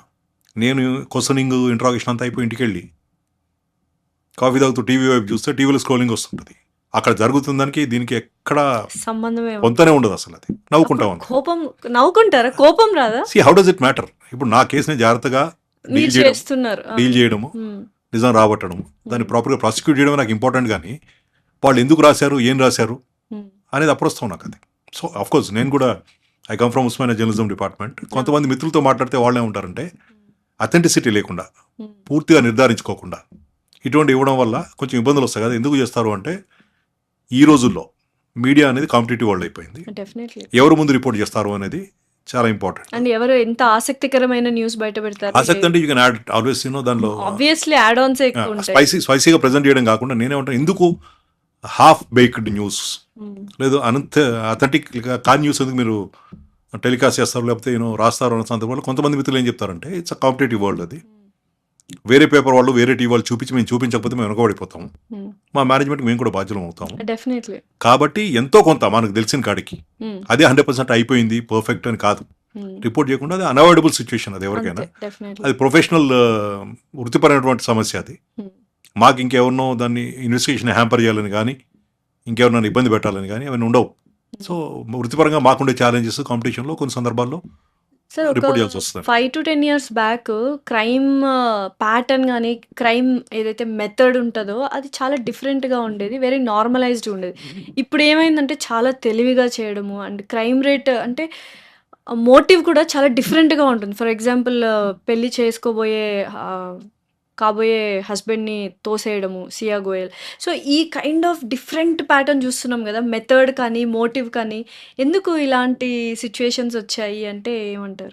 బేసిక్గా సొసైటీలో విలువలు తగ్గినాయి, అదొకటి one big reason for the crime. అంతే కదా, వన్ బిగ్ రీజన్. అంటే అది అందరి మీద ఇంపాక్ట్ చేస్తుంది, సొసైటీలో బ్రతికే ప్రతి వాళ్ళ మీద, ఇటు పోలీస్ మీద, అటు వాళ్ళ మీద, అందరి మీద. అయితే చేసే విధానంలో ఎందుకు తేడా అంటే, maybe they have an exposure, టీవీలు, సినిమాలు, క్రైమ్ తెలివిగా ఎలా చేయాలి. నిజంగా క్రైమ్ ఎవరికి దొరకకుండా క్రైమ్ ఎలా చేయాలి, ఒక మనిషిని ఎలా చంపాలి అనేది గూగుల్లో చాలా మంది వెతుకుతున్నారంట. నిజంగా అది కరెక్టే అంటారా? తప్పు చేయాలనుకున్నవాడు రకరకాల మార్గాలు అన్వేషిస్తాడు. దానిలో భాగంగా కొంతమంది మిత్రులు సంపాదించవచ్చు, లేదా గతంలో కొంతమంది నేరాలు చేస్తే అది ఎలా చేశారని స్టడీ చేయొచ్చు, గూగుల్ని కూడా కన్సల్ట్ చేయొచ్చు. లేదు ఇప్పుడు మంచి మంచి చాట్ బాట్స్ వచ్చి వాటి కూడా అడగొచ్చు. సో నో కానీ- క్రైమ్ ఇస్ పర్ఫెక్ట్ అంటారు. కానీ at the end of the day వాళ్ళు ఫుల్ ప్రూఫ్ అయితే చేయలేరు. అది that's what impossible. No crime is perfect. Perfect. ఏదో ఒక లూప్ హోల్ వదిలేస్తుంటారు. ఏదో లోపాలు చేస్తారు, అత్యుత్సాహంతో దాన్ని కవర్ చేసే క్రమంలో ఎక్కువ తప్పులు చేస్తారు. ఇది కూడా జరుగుతుంది. ఓకే. సో మీరు ఏదైనా ఒక మిస్టీరియస్ కేస్ సాల్వ్ చేసిన సందర్భాలు అంటే ఒళ్ళు గగురు పుడిచేలాంటి కేసెస్ ఏమైనా చూసారా? చాలా కేసులు ఉన్నాయి. బట్ ఒకటి ఉదాహరణ చెప్పాలంటే, నేను టాస్క్ ఫోర్స్లో పనిచేస్తున్న రోజుల్లో ఓల్డ్ సిటీలో లోకల్గా ఒక మైనారిటీ కమ్యూనిటీలో ఒక సెక్ట్ ఆఫ్ పీపుల్కి గురువులో ఉండే ఒక కుటుంబం నుంచి ఒక పిల్లడు మిస్ అయ్యాడు. I think the boy was about 6-7 years age. Okay. Miss అయితే ఎక్కడికి వెళ్ళి ఉంటాడు అనుకుంటే ఇనీషియల్గా అంతా వెతికితే దొరకలేదు. ఒక అనుమానం, స్ట్రాంగ్ అనుమానం ఏంటంటే ఆ అబ్బాయి వాళ్ళ ఫాదర్కి ఒక బిజినెస్ పార్ట్నర్ ఉన్నాడు, అతనికి ఇతనికి డిఫరెన్స్ ఉన్నాయి, అతను ఏమైనా చేసి ఉంటాడో ఒక అనుమానంతో ఇన్వెస్టిగేషన్ మొదలైంది. ఓకే. సో అలా మొదలైన ఇన్వెస్టిగేషన్ క్లూలెస్గా దాదాపు మహారాష్ట్ర, గుజరాత్ ఎక్కడెక్కడో చాలా చోట్ల తిరిగాము, వెతికాము, ఎటువంటి క్లూ రాలేదు. కానీ ఎవరైతే మేము అనుమానిస్తున్నామో ఆ వ్యక్తి పరారీలో ఉన్నాడు. సో ఏమీ చేయకపోతే ఆ వ్యక్తి ఎందుకు పరారు అవుతాడు, ఉండాలి కదా ఇంట్లో అనేది ఒక బేసిక్ ఇది. అప్పట్లో టెక్నాలజీ ఇంత అడ్వాన్స్గా లేదు, ఉంది ఎంతో కొంత టెక్నాలజీ ఉంది, టెలిఫోన్స్ ఇవన్నీ చేయడం, బట్ ఇంత అడ్వాన్స్గా లేదు. ఇప్పుడు చాలా చాలా అడ్వాన్స్ అయిపోయారు. ఆ క్రమంలో ఏంటంటే ఒక దగ్గర వాచ్ పెడితే అతను ఒక ప్లేస్ నుంచి వాళ్ళ ఇంట్లో వాళ్ళని కాంటాక్ట్ చేశాడు. అతన్ని నేరం చేశాడు అది లేదా తెలియాలంటే ముందు అతను తీసుకుని క్వశ్చన్ చేసి అతన్ని కాదు అని చెప్పి నిర్ధారణ చేసుకుని వదిలిపెట్టేసాలి. సో ఫస్ట్ అయితే అతన్ని మనం ట్రాక్ చేయాలి. హీజ్ అబ్స్కాండింగ్ కాబట్టి, he's a suspect and he's absconding. ఆ క్రమంలో చిన్నగా ఇంట్లో వాళ్ళని అందరినీ కాన్ఫరెన్స్లో తీసుకుని చేస్తే టెక్నికల్గా అతని లొకేషన్ ఢిల్లీ ఎయిర్పోర్ట్లో వచ్చింది. ఓకే. సో ఇమీడియట్లీ నేను ఒక ఇద్దరు స్టాఫ్, ఎందుకంటే దూరం కాబట్టి పెద్ద టీం వెళ్ళకుండా ముగ్గురు వెళ్ళాం అక్కడికి. బై ది టైం మేము ఢిల్లీ ఎయిర్పోర్ట్లో ల్యాండ్ అయ్యేటప్పటికి అతని లొకేషన్ టువర్డ్స్ జైపూర్ కనిపించింది. సో ఇమీడియట్గా ఏదో ప్రైవేట్ వెహికల్ హైర్ చేసుకుని ఒక చిన్న పిల్లోడి లైఫ్ రిస్క్లో ఉందని చెప్పి ఆ ప్రైవేట్ డ్రైవర్కి చెప్పి కొంచెం ఓపిక డ్రైవ్ చేయాలి, లాంగ్ ఉంటుంది అని చెప్పి బయలుదేరాం. As we was moving towards Jaipur, మేము జైపూర్ అవుట్స్కట్స్కి వెళ్ళేటప్పటికి అది జైపూర్ దాటి టువర్డ్స్ అజ్మీర్ వెళ్తుంది. ఓకే. అంటే మేము మనిషి ఉన్న ఎవరో తెలియదు మాకు. మా ఒక అంచనా ఏంటంటే హైపోథెటికల్గా ఈ పర్టికులర్ ఫోన్ ఈ మనిషి వాడుతున్నాడు, ఇతని మూమెంట్ అంటే ఫోన్ ట్రాక్ చేస్తాం మేము. ఓకే. అది ఆ మనిషి ఆ ఫోన్ ఎవరికైనా ఎవరి దగ్గర ఉండొచ్చు, ఏదైనా ఉండొచ్చు. బట్ అంటే యాజ్ ఆఫ్ అంటే ఆ రోజు ఉన్నటువంటి క్లూస్లో అది ఇంపార్టెంట్ క్లూ కాబట్టి అది రూల్ అవుట్ చేయాలి, అది కాదు అతను కాదు ఇంకెవరు వాడుతున్నారు, ఏ చిన్నదాన్ని వదలకూడదు అని దానిలో ఫాలో చేస్తుంది. మేమనుకుంటే అతను మైనారిటీ వర్గానికి చెందిన వ్యక్తి కాబట్టి బహుశా అజ్మీర్ దర్గా విజిట్కి ఏమైనా వెళ్తున్నాడనే ఉద్దేశంతో మేము కూడా అందుకు ప్రొసీడ్ అయ్యాం. మేము ఫస్ట్ హైర్ చేసుకున్న వెహికల్కి జైపూర్ వరకు అని చెప్పాం. పంజాబ్ కుర్రోడు, చాలా మంచి యాక్టివ్గా ఉన్నాడు. ఈ జర్నీ అన్ఎండింగ్ ఉంటుంది, ఎంతవరకు తెలియదు, నీకేం కావాలన్నా రిజమ్లో పే చేస్తాం, ఓపిక మాత్రం ఉండమని చెప్పాం. సో నాతో ఉన్న మిగతా ఇద్దరు స్టాఫ్కి డ్రైవింగ్ రాదు, అయితే ఆ డ్రైవర్ డ్రైవ్ చేయాలి, లేకపోతే నేను డ్రైవ్ చేయాలి, non stop we were going. మేము అజ్మీర్ దరిదాపులోకి వెళ్ళేటప్పటికి అతను అజ్మీర్ దాటి టువర్డ్స్ ఉదయపూర్ వెళ్తున్నాడు. సో అజ్మీర్ కూడా రోల్ అయిపోయింది. ఇంకా అంత దూరం వచ్చి దాదాపు 400 పైకి కిలోమీటర్లు, this no point going back, అది ఏదో ఒకటి క్రాక్ చేయాలి. So again we started moving towards Udaipur. మేము ఉదయపూర్ వెళ్తే క్రమంలో ఒక ఘాట్ ఏరియా వచ్చింది, ఫారెస్ట్ ఏరియా. అక్కడ అతను సిగ్నల్స్ కట్ అయిపోయింది. అతను అక్కడ ఆగిపోయాడా, వెనక అజ్మీర్ వచ్చాడా, ముందు ఉదయపూర్ వెళ్తున్నాడా తెలియదు. ఓకే. సో ఒక ఉజ్జాయింపుగా పర్లేదు ఒక ప్రయత్నం చేద్దాం అనే ఉద్దేశంతో వీ ట్రావెల్ టువర్డ్స్ ఉదయపూర్. మేము ఉదయపూర్ వెళ్ళేటప్పటికి అతను ఉదయపూర్ కూడా దాటి టువర్డ్స్ అహ్మదాబాద్ వెళ్తున్నాడు. ఇది ఆల్మోస్ట్ అప్పటికి 16-10 గంటలైంది, నాన్ స్టాప్ జర్నీ. ఆగితే టైం పోతుంది కాబట్టి మేము క్విక్గా కొన్ని బనానాస్, కొన్ని బిస్కెట్స్, ఒక ఫ్లాస్క్, టీ అన్ని పెట్టుకుని నాన్ స్టాప్ జర్నీ. సో మేము కూడా అహ్మదాబాద్ వైపు బయలుదేరాం. మేము అహ్మదాబాద్ అవుట్స్కట్స్కి వెళ్ళేటప్పటికి అతని లొకేషన్ మాకన్నా 50 కిలోమీటర్ల వెనక కనపడుతుంది. మళ్ళీ అక్కడికి వచ్చాం. మొత్తానికి ఒక డే అంతా అహ్మదాబాద్లో వెతికాం, ఎక్కడ దొరకలేదు. ఈవినింగ్ 4:35 అయ్యేటప్పటికి అతని లొకేషన్ టువర్డ్స్ బరోడా వెళ్తున్నట్టుగా అనిపించింది. సో సినిమాలో ఊహించినట్టుగా ఏంటంటే ఒక చిన్న వైట్ కలర్ మారుతి వ్యాను, అందులో మా సస్పెక్టు, అతనితో పాటు ఒక చిన్న పిల్లోడు, ఇవన్నీ హైపోథెటికల్. యాక్చువల్గా ఏంటో మాకు తెలియదు. You are just tracking a number, suspecting that the accuse is carrying it. So మేము బరోడా బయలుదేరి ఎక్స్ప్రెస్ హైవేలో బరోడాలోకి 50 కిలోమీటర్లు వెళ్ళేటప్పటికి మళ్ళీ అతను అహ్మదాబాద్లో కనపడుతున్నాడు. మళ్ళీ వెనక్కి వచ్చాం. మళ్ళీ ఒక గంట తర్వాత యాక్చువల్గా మళ్ళీ బయలుదేరాడు అక్కడికి టువర్డ్స్ బరోడా. మేము ఇక్కడ హైదరాబాద్లో ఉన్న సీనియర్ ఆఫీసర్ సంప్రదించి అక్కడ బరోడా కమిషనర్ గారితో హెల్ప్ అడిగి అవుట్స్కర్ట్స్లో ఒకటి చెకింగ్ పాయింట్ బ్యారికేడ్స్ పెట్టించి ఏదైనా మారుతి వ్యాన్ లాంటి ఏదైనా వచ్చి దాంట్లో చిన్న పిల్లోడు ఉంటే 6-7 years ఏజ్ గ్రూప్ ఎవరైనా సరే స్టాప్ చేయమని చెప్పాం. అప్పుడు మళ్ళీ మేము కూడా బయలుదేరి వెళ్ళాం టువర్డ్స్ బరోడా. మేము అక్కడికి వెళ్ళేటప్పటికి బరోడా దాటేసింది ఆ ఫోన్.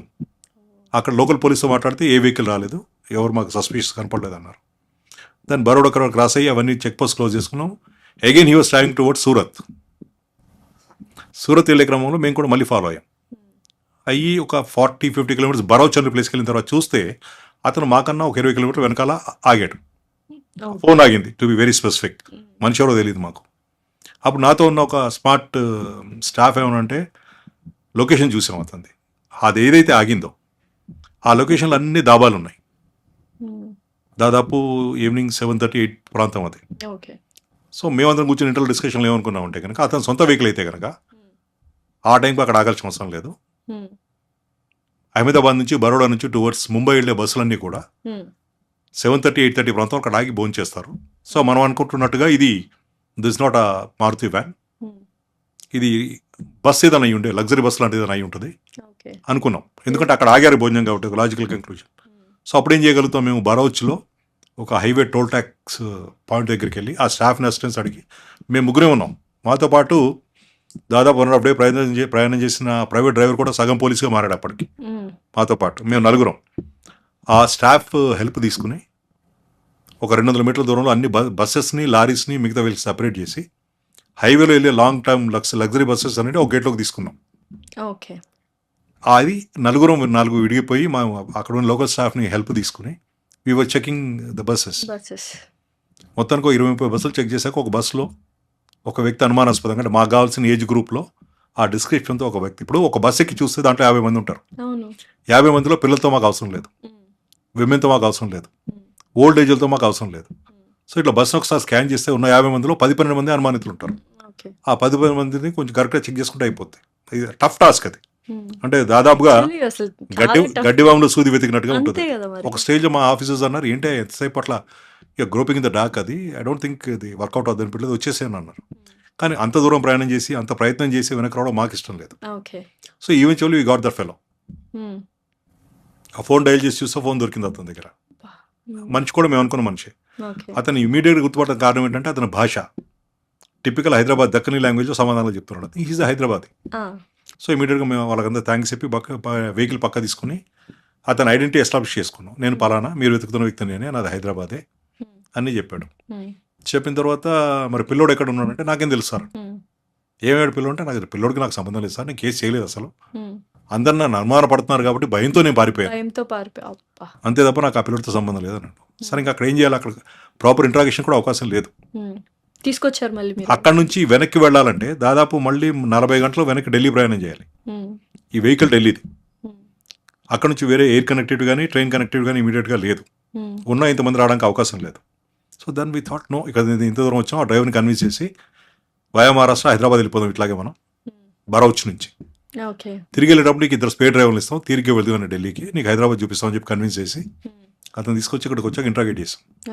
చాలాసేపు బ్రేక్ అవ్వలేదు అతను. సైకలాజికల్ చాలా ప్రెజర్ పెట్టి బ్రేక్ చేసిన తర్వాత ఫైనల్గా ఒప్పుకున్నాడు.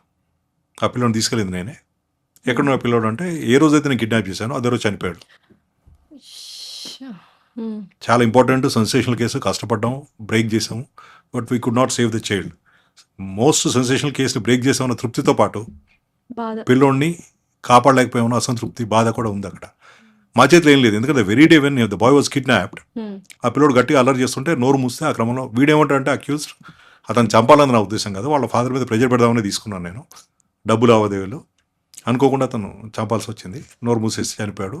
ఆ డెడ్ బాడీ అక్కడే బరీ చేశానని చెప్పి షాద్నగర్ దగ్గర డెడ్ బాడీ బరీ చేస్తే ఇది చేసాం. అంటే ఇటువంటి any police officer will have this kind of experiences, నేను ఒక్కనే కాదు. ఈ కేసులో నాతో పనిచేసిన మిగతా స్టాఫ్ అడిగినా చెప్తారు మీకు, ఇదే ఎగ్జాంపుల్ చెప్పొచ్చు. సెన్సేషనల్ కేసు బ్రేక్ చేయగలిగాము, ప్రాపర్ ఎవిడెన్స్ అని కలెక్ట్ చేయగలిగాం. Unfortunately we could not save the child. There is a satisfaction of detecting the case, at the same time ఆ pain that you know we could not save an young child అని. Definitely. So ఇప్పుడు ఇలాంటి అనుభవాలు ఎన్నో ఉంటాయి మాకు. చాలా ఇదైతే చాలా ఇంట్రెస్టింగ్ ఎపిసోడ్స్ లాగా ఉంది యాక్చువల్గా చెప్పాలంటే. బట్ అబ్బాయి బతుకుంటే బాగుండు, క్యూరియాసిటీ. వెరీ అన్ఫార్చునేట్ సిచ్యువేషన్ అది, young boy of 6-7 years. Sir, యూజువల్గా ఇంత మిస్టీరియస్గా, ఇంత డిఫరెంట్గా ఈ మధ్యకాలంలో క్రైమ్స్ జరుగుతూ ఉన్నాయి. వాటిని ఆపడానికి పోలీస్ డిపార్ట్మెంట్ ఏం చేస్తుంది, ఏంటి? పోలీస్ ఒకటే చేస్తే ఏం కాదు, జనాల్లో ఆ వాల్యూ సిస్టమ్ పెంపొందించాలి. Civilians also should come forward. చాలా సందర్భాలు ఏమవుతుందంటే ఏదైనా జరుగుతుందని చూచాక వాళ్ళకి అనుమానం ఉన్నా, తెలిసినా కూడా మనకెందుకు లేని ఇలాంటి వదిలిపెట్టేసి ఇలాంటి తత్వం ఉంటుంది. కాబట్టి పోలీసులు ఏమి సర్వంతర్యామి కాదు, అన్ని చోట్ల అన్ని సందర్భాలు ఉండే అవకాశాలు లేవు. టు ద పాసిబుల్ ఎక్స్టెంట్ మేము విజిబుల్ పోలీసింగ్ చేసినా కూడా ఎక్కడో రిమోట్ ప్లేస్, ఎక్కడో రిమోట్ టైమ్ నేరాలు జరుగుతూ ఉంటాయి. కాబట్టి నేను చెప్పాను, this is a perennial problem. Crime is perennial. అంతే. మానవ సమాజంతో పాటు ఇది కూడా ట్రావెల్ చేస్తుంది. కంప్లీట్గా పోదు, కానీ We cannot. కొన్ని ప్రయత్నాలు చేయడం వల్ల, సొసైటీలో అవేర్నెస్ తీసుకురావడం వల్ల, సివిలియన్స్ కూడా బాధ్యత ఫీల్ అవడం వల్ల ఓకే కొంతవరకు దాన్ని తగ్గించే అవకాశం ఉంది. మీరు మేము మన అందరం కలిసి ప్రయత్నం చేయాలి. సార్, లైక్ ఎన్నో ఇయర్స్ ఆఫ్ ఎక్స్పీరియన్స్ ఉంది మీకు, అండ్ మిమ్మల్ని ఎన్కౌంటర్ స్పెషలిస్ట్ అని పిలుస్తూ ఉంటారు. ఎప్పుడైనా అంటే ఒక being a responsible police officer, ఒక మనిషి ఎంతైనా వీఆర్ హ్యూమన్స్, అంటే మనకి ఎక్కడో అపార్ట్ ఫ్రమ్ పోలీస్ నేను ఒక కైండ్ ఆఫ్ హ్యుమానిటీ అన్న బేసిస్లో ఉంటుంది కదా సార్. ఈ ఎన్కౌంటర్స్ ఇలా చేస్తున్నప్పుడు మీలో మీకు యుద్ధం జరిగిందా, అంతర్యుద్ధం? Let me dispute. ఈ ఎన్కౌంటర్ అనే పదం చాలా విరిగా వాడేస్తారు, బట్ చాలా కాలంగా నేను దీన్ని డిస్ప్యూట్ చేస్తున్నాను. ఈ పదాన్ని, దీనికి కౌంటర్గా ఎక్స్చేంజ్ ఆఫ్ ఫైర్ అనే పదాన్ని బాగా పాపులర్ చేసి ప్రమోట్ చేసింది నేనే. ఎస్. ఎన్కౌంటర్ ఏంటంటే జనరల్గా ఏమనిపిస్తుంది, ఒక మనిషిని హెల్ప్లెస్ సిచ్యువేషన్లో తీసుకెళ్ళి అతను చంపేశారని లాంటి మీనింగ్ వచ్చేది ఎన్కౌంటర్. అది. అవును. ఎక్స్చేంజ్ ఆఫ్ ఫైర్ అంటే ఏంటి, ఇద్దరు వ్యక్తుల మధ్య ఘర్షణ. It could B fight between offender and police officer. అదంతా మీరు క్రియేట్ చేసిందే అని చెప్తూ ఉంటారు కదా. ఎవరు చెప్తారు? ఎలా చెప్పాలి, ఎవరు అంటే చెప్తారు? కొంతమంది పారిపోవని చెప్తారు, then you will shoot it. బహుశా వామపక్ష తీవ్రవాదం బాగా ఉధృతంగా ఉన్న రోజుల్లో ఈ ఎన్కౌంటరు, పట్టుకెళ్ళి కాల్ చేశారు, ఇటువంటి ఎక్కువ ప్రాపగేట్ చేసి ప్రమోట్ చేసి దీనికి ప్రాచుర్యం కల్పించిందంతా అప్పట్లో ప్రాబల్యం తీవ్రవాద వామపక్ష తీవ్రవాద సంస్థలు, వాళ్ళకు అనుబంధంగా పనిచేసే ఫ్రంటల్ ఏజెన్సీస్. అన్ని సందర్భాలు అట్లా ఉండదు. Got it. సో అంటే ఎక్కడో చిన్న గ్రే ఏరియా ఉంటుంది, అబరేషన్స్ ఉంటాయి. ఒకటి రెండు సందర్భాలు అట్లా కూడా జరిగి ఉండొచ్చు. మీ ప్రాసెస్ ఎలా ఉంటుంది sir? You have done so many encounters. Process ఏముంటుంది, సింపుల్. ఇప్పుడు చాలా మళ్ళీ you're trying to pull me to the same corner. ఏమని ఎన్కౌంటర్ ఎలా చేస్తారు అని, అదే ప్లానా? ఒక వ్యక్తిని పట్టుకునే క్రమంలో అంటే ఆ వ్యక్తి పారిపోతుంటాడా ఏమిటి? డిపెండ్స్. అది పారిపోతాడా, అతను మన మీద ఫైర్ చేస్తాడా, మన మీద తిరగబడతాడా, తిరగబడి చేతితో తుపాకి లాక్కుంటాడా, ఎక్కడ కూడా కాంక్రీట్ ఇదే పరిస్థితి అని ఉండదు. డిపెండ్స్. ఇప్పుడు టెర్రరిస్టులు, లెఫ్ట్ వింగ్ ఎక్స్ట్రీమిస్ట్, వీళ్ళందరూ దే ఆల్సో క్యారీ వెపన్స్ కదా. మాకన్నా అడ్వాన్స్ వెపన్స్ వాడిన సందర్భాలు ఉన్నాయి కదా. వాళ్ళ దగ్గర కూడా లాంచర్స్, రాకెట్ లాంచర్స్, మైన్స్, లేదు అడ్వాన్స్డ్ ర్యాపిడ్ ఫైరింగ్ చేసే AK-47 ఇవన్నీ వాళ్ళ దగ్గర కూడా ఉంటాయి కదా. అట్లాంటప్పుడు వాళ్ళు చేతులు కట్టుకుని కూర్చొని మా దగ్గరికి వస్తారని ఎట్లా అనుకుంటాం? ఇంకోటి, ఫైరింగ్లో ఎప్పుడు కూడా గుర్తుపెట్టుకోండి, ఫైరింగ్లో ఎవరు ముందు ఫైర్ చేస్తే వాళ్ళకి అడ్వాంటేజ్ ఉంటుంది. అంటే అవతల తీవ్రవాద టెర్రరిస్ట్ మీద ఫైర్ చేసే వాళ్ళకి అడ్వాంటేజ్ ఉంటుంది. I'm taken by surprise. Definitely. దాన్ని సో వాళ్ళ ఎన్కౌంటర్ గురించి చెప్తున్నారు. ఎంతమంది పోలీస్ ఆఫీసర్ ఇటువంటి సంఘటనలో ప్రాణాలు కోల్పోయారు, మరి వాటికి ఏం చెప్తారు? చాలా సందర్భాలు ఉంటాయి అటువంటివి కూడా. సో మరి వాళ్ళు మమ్మల్ని ఎన్కౌంటర్ చేసినట్ట కాదు, ఎక్స్చేంజ్ ఆఫ్ ఫైర్. అది ఎక్స్చేంజ్ ఆఫ్ ఫైర్లో మేము గాయపడతాం, వాళ్ళు గాయపడవచ్చు. కొన్ని సందర్భాల్లో మా వైపు నుంచి ఎవరున్నా మేము ప్రాణాలు నష్టపోవచ్చు. నా ఒకరి బ్యాచ్లోనే దాదాపు మోర్ దెన్ 12 people వి లాస్ట్ ఆ batchmates in left wing extremism. ఇప్పుడు వచ్చిన శాంతి ఇదంతా కూడా ఊరికే రాలేదు, లాట్ ఆఫ్ సాక్రిఫైసెస్ ఉన్నాయి. సో దాన్ని జనరల్గా స్వీపింగ్ స్టేట్మెంట్ ఇచ్చేసి ఎవరెక్కడ పోలీసు కాల్పు చనిపోయినా కూడా అది ఎన్కౌంటర్, పట్టుకెళ్ళి కాల్ చేస్తారు అనేది కరెక్ట్ కాదు. అది మీకు ఎక్కడైనా గాయాలు తగ్గడం, బుల్లెట్ గాయాలు తగ్గడం? చిన్న గాయం ఏదో అయింది ఎప్పుడో. It's part of the game. అది ఇన్ని ఎక్స్చేంజ్ ఆఫ్ ఫైర్స్ చేసి ఉంటారు మీరు. Let me change the word. How did you escape? అదేదో సినిమాల్లో హీరోకి ఒక్క బుల్లెట్ కూడా తగలదు, అందరికి. క్రూడ్ గా చెప్పాలంటే కర్మ సిద్ధాంతం ఏంటంటే, మనకి ఇంకా భూమి మీద నూకలు ఉన్నాయి, ప్రాప్తం ఉంది, వి సర్వైవ్డ్. అంటే నా వెరీ ఫస్ట్ ఎక్స్చేంజ్ ఆఫ్ ఫైర్లో నాతో పాటు ఉన్న యంగ్ కానిస్టేబుల్ 1920 స్కూల్లో చనిపోయాడు. నేను అతను దాదాపు ఒక 1 feet డిస్టెన్స్లో వీఆర్ ఫైరింగ్. సో అక్కడి నుంచి వచ్చే బుల్లెట్కి ఇతను ఆఫీసర్, ఇతను కానిస్టేబుల్, ఇతను సీనియర్ ఆఫీసర్ అనేది తెలియదు కదా. So unfortunate that the boy died. అతను కరెక్ట్గా ఒక అడుగు దూరంలో నేను కూడా ఉన్నాను. అది నాకు దగ్గర ఉంటే నేను ఉండేవాడిని కాదేం. ఇట్స్ ప్యూర్లీ షేర్ లక్ అనుకుంటాను. నేను అదే చెప్తాను. ఇంతమంది బ్యాచ్మేట్స్ని, కలీగ్స్ని, జూనియర్ స్టాఫ్ని ఇంతమందిని పోగొట్టుకున్నాక ఆ ఏరియాలో అక్కడ పనిచేసి కూడా తిరిగి ఇంకా మనం బ్రతికే ఉన్నాము, బాగానే ఉన్నాము, వీఆర్ విత్ ద ఫ్యామిలీ అంటే ఫార్చునేట్, గుడ్ ఫార్చ్యూన్. మీ జర్నీలో ద మోస్ట్ టఫెస్ట్ పోస్టింగ్ ఏ ఏరియాలో ఇచ్చారు? ఏం జరిగింది అక్కడ? ఇంకా వద్దురా బాబోయ్ అన్న సిచ్యువేషన్ కానీ థాట్ కానీ ఎప్పుడైనా వచ్చిందా? వద్దురా బాబోయ్ అనేది ఉండదు. ఉద్యోగం కావాలని ఎంచుకున్నాము, టేక్ ఇట్ యాజ్ ఛాలెంజ్. కానీ రామన్నపేట సీగా పనిచేశాను. అప్పట్లో నాకు 5 పోలీస్ స్టేషన్లు ఉన్నాయి, అన్ని నక్సల్స్ ప్రభావిత ప్రాంతాలు. నా ఫార్దెస్ట్ పోలీస్ స్టేషన్ అంటే నేను కూర్చున్న హెడ్ క్వార్టర్స్ నుంచి ఫార్దెస్ట్ పోలీస్ స్టేషన్ 50 kilometers దూరంలో ఉండేది. దానికి సంబంధించిన లాస్ట్ విలేజ్ ఇంకో అక్కడ నుంచి 7 kilometers ఉండేది. వీఆర్ బార్డరింగ్ విత్ వరంగల్ జిల్లాతో బార్డర్ ఉండేది. కనీసం మా సొంత వెహికల్స్ వెళ్ళేలాంటి పరిస్థితి లేదు అక్కడ. హ్మ్. రెగ్యులర్గా పొద్దున్న లేస్తే ఎక్కడ దగ్గర బ్లాస్టింగో, ల్యాండ్ మైనో, క్లైమరో, ఏదో ఒకటి. పోలీస్ స్టేషన్ల మీద దాడో, హ్మ్. అవన్నీ చాలా జరిగినాయి ఆ పరిసర ప్రాంతాల్లో. Probably that is the toughest. అంటే అంతే. ప్రతి క్షణం మృత్యుతో పోరాడుతున్నట్టే ఉండేది. సో, అడవుల్లోకెళ్ళడం ఈ కైండ్ ఆఫ్ థింగ్స్ యా చూసారా మీరు? Tarain bad Tarain exactly deep forest అనలేము. అంటే కరీంనగర్లో, వరంగల్లో లేకపోతే ఇంకొన్ని చోట్ల నల్లమల్లో ఉన్నంత డీప్ ఫారెస్ట్ లేదు మా దగ్గర. Okay. Still hilly rock terrain. హ్మ్. ఇప్పుడు వాళ్ళు ఎక్కడ సంచరిస్తారు, ఎక్కడ షెల్టర్ తీసుకుంటారు, టెరైన్ అడ్వాంటేజ్ ఎక్కడైతే ఉంటుందో వాళ్ళకి, హ్మ్. ఎక్కడైతే దాక్కోగలుగుతారో, ఎక్కడైతే మమ్మల్ని ఏమార్చగలుగుతారు, హ్మ్. లేదు ఎక్కడైతే దాక్కుని సీక్రెట్గా మమ్మల్ని దొంగ దెబ్బ తీయగలుగుతారు, అటువంటి ప్లేసే చూస్తారు కదా. హ్మ్. అవి ఓపెన్ అండ్ ప్లేన్ ఏరియాస్ ఉండవు, టఫ్ టెరెన్సే ఉంటాయి అవన్నీ. డెఫినెట్లీ. సరే ఇన్ని కేసెస్ కానీ, ఇంత క్రైమ్ చూసి చూసి మనసు గుండె బారిపోయి ఉంటదా? ఏం ఉండదే. యూ స్టిల్ క్యారీ అంటే that softness in your heart. డెఫినెట్గా మన అనుకునే వాళ్ళకి ఎవరైనా ఇబ్బంది వచ్చినా, కష్టం వచ్చినా, నష్టం వచ్చినా, ఏమైనా ఆప్తులు కోల్పోయినా we tend to react. We are all human beings. Hmm. అంటే ఆ ఇన్సెన్సిటివిటీ, రఫ్నెస్ అయితే రాదనుకుంటున్నాను నేను.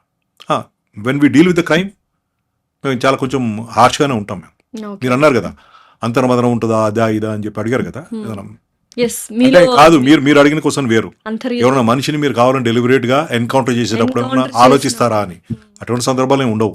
హ్మ్. Encounter is encounter, what ever call it as exchange of fire. అంతే. అంటే నేను కాల్చడం లేట్ అయితే వాడడానికి కాలిస్తే నా పరిస్థితి ఏంటి, ఇవన్నీ ఆలోచించే ఉండవు. కాకపోతే ఇంటికి వచ్చిన తర్వాత ఏమైనా కొన్ని సందర్భాలు ఎప్పుడన్నా అరే ఏ కారణంగా ఉండొచ్చు, అతను నన్ను కాల్చే ప్రయత్నం చేసి ఉండొచ్చు, నేను కాల్చాను, బట్ అవతల మనిషి చనిపోయాడు, అంటే ఒక మనిషి డెత్కి నేను కారణమయ్యాను ఆ!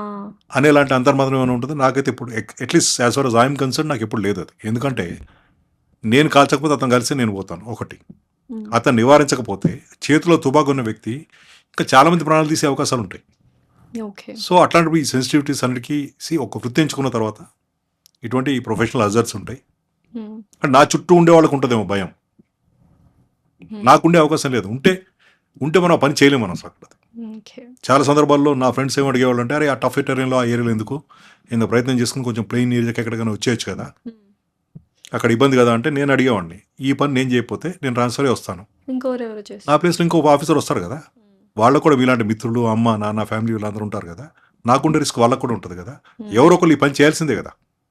Somebody has to bell the cat. Definitely. అది నేను ఉండొచ్చు, ఇంకోళ్ళు ఉండొచ్చు. నిజంగానే స్ట్రిక్ట్ పోలీస్ ఆఫీసర్స్‌కి ట్రాన్స్‌ఫర్స్ ఎక్కువ అవుతూ ఉంటాయా సార్? కొంతవరకు అది నిజం. స్ట్రిక్ట్ పోలీస్ ఆఫీసర్స్ అంటే ఎక్కడ ఎవరైతే పవర్లో ఉంటారో హ్మ్. వాళ్ళకి అనుకూలంగా పని చేయకపోయినా, వాళ్ళు చెప్పిన కొన్ని పనులు చేయకపోయినా ట్రాన్స్ఫర్ చేయడం. నేను ఇనీషియల్గా నా ఫస్ట్ 5 పోస్టింగ్స్ 5 నెలల నుంచి ఎక్కడ పని చేయలేదు నేను. అప్పుడు కొత్తగా వచ్చాం, యంగ్ ఉన్నాం, బాధ్యత లేవు, సింగిల్. నిజంగా కూడా నా దగ్గర ఒక పెద్ద సూట్ కేసు, దాంట్లో ఒక చిన్న పిల్లో, 1 సూట్ కేసుతోనే నా ఫస్ట్ 4-5 పోస్టింగ్స్ ప్రయాణం జరిగింది. ఓకే. సర్దుకోవడాలు, తీసుకెళ్ళాలంటే ఇబ్బంది లేదు. బ్యాచిలర్, సింగిల్ వెళ్ళిపోయేవాళ్ళం. ఓకే. అంటే క్రమంగా కుటుంబం ఏర్పడి, బాధ్యతలు ఏర్పడి, పిల్లలు వచ్చి అని తర్వాత ఏంటంటే ప్రతిసారి ఇప్పుడు మనం ఉంటే వెళ్ళిపోతాం. వాళ్ళు వాళ్ళ స్కూళ్ళు, వాళ్ళ లొకేషన్ ఇవన్నీ ఇబ్బంది అవుతాయి కాబట్టి కొంత మొండితనం, తీవ్రత తగ్గుదేమో as over period of time. స్టార్టింగ్లో ఉన్నంత ఉండకపోవచ్చు. ఉండకపోవచ్చు. సో, ఫ్యామిలీ థ్రెట్ ఏమైనా మీరు ఎక్స్‌పీరియన్స్ చేసారా సార్? ఫ్యామిలీ థ్రెట్ అంటే డైరెక్ట్గా థ్రెట్ లేదులే కానీ, అంటే ఒకటి good thing about left wing extremism ఏంటంటే వామపక్ష తీవ్రవాదం.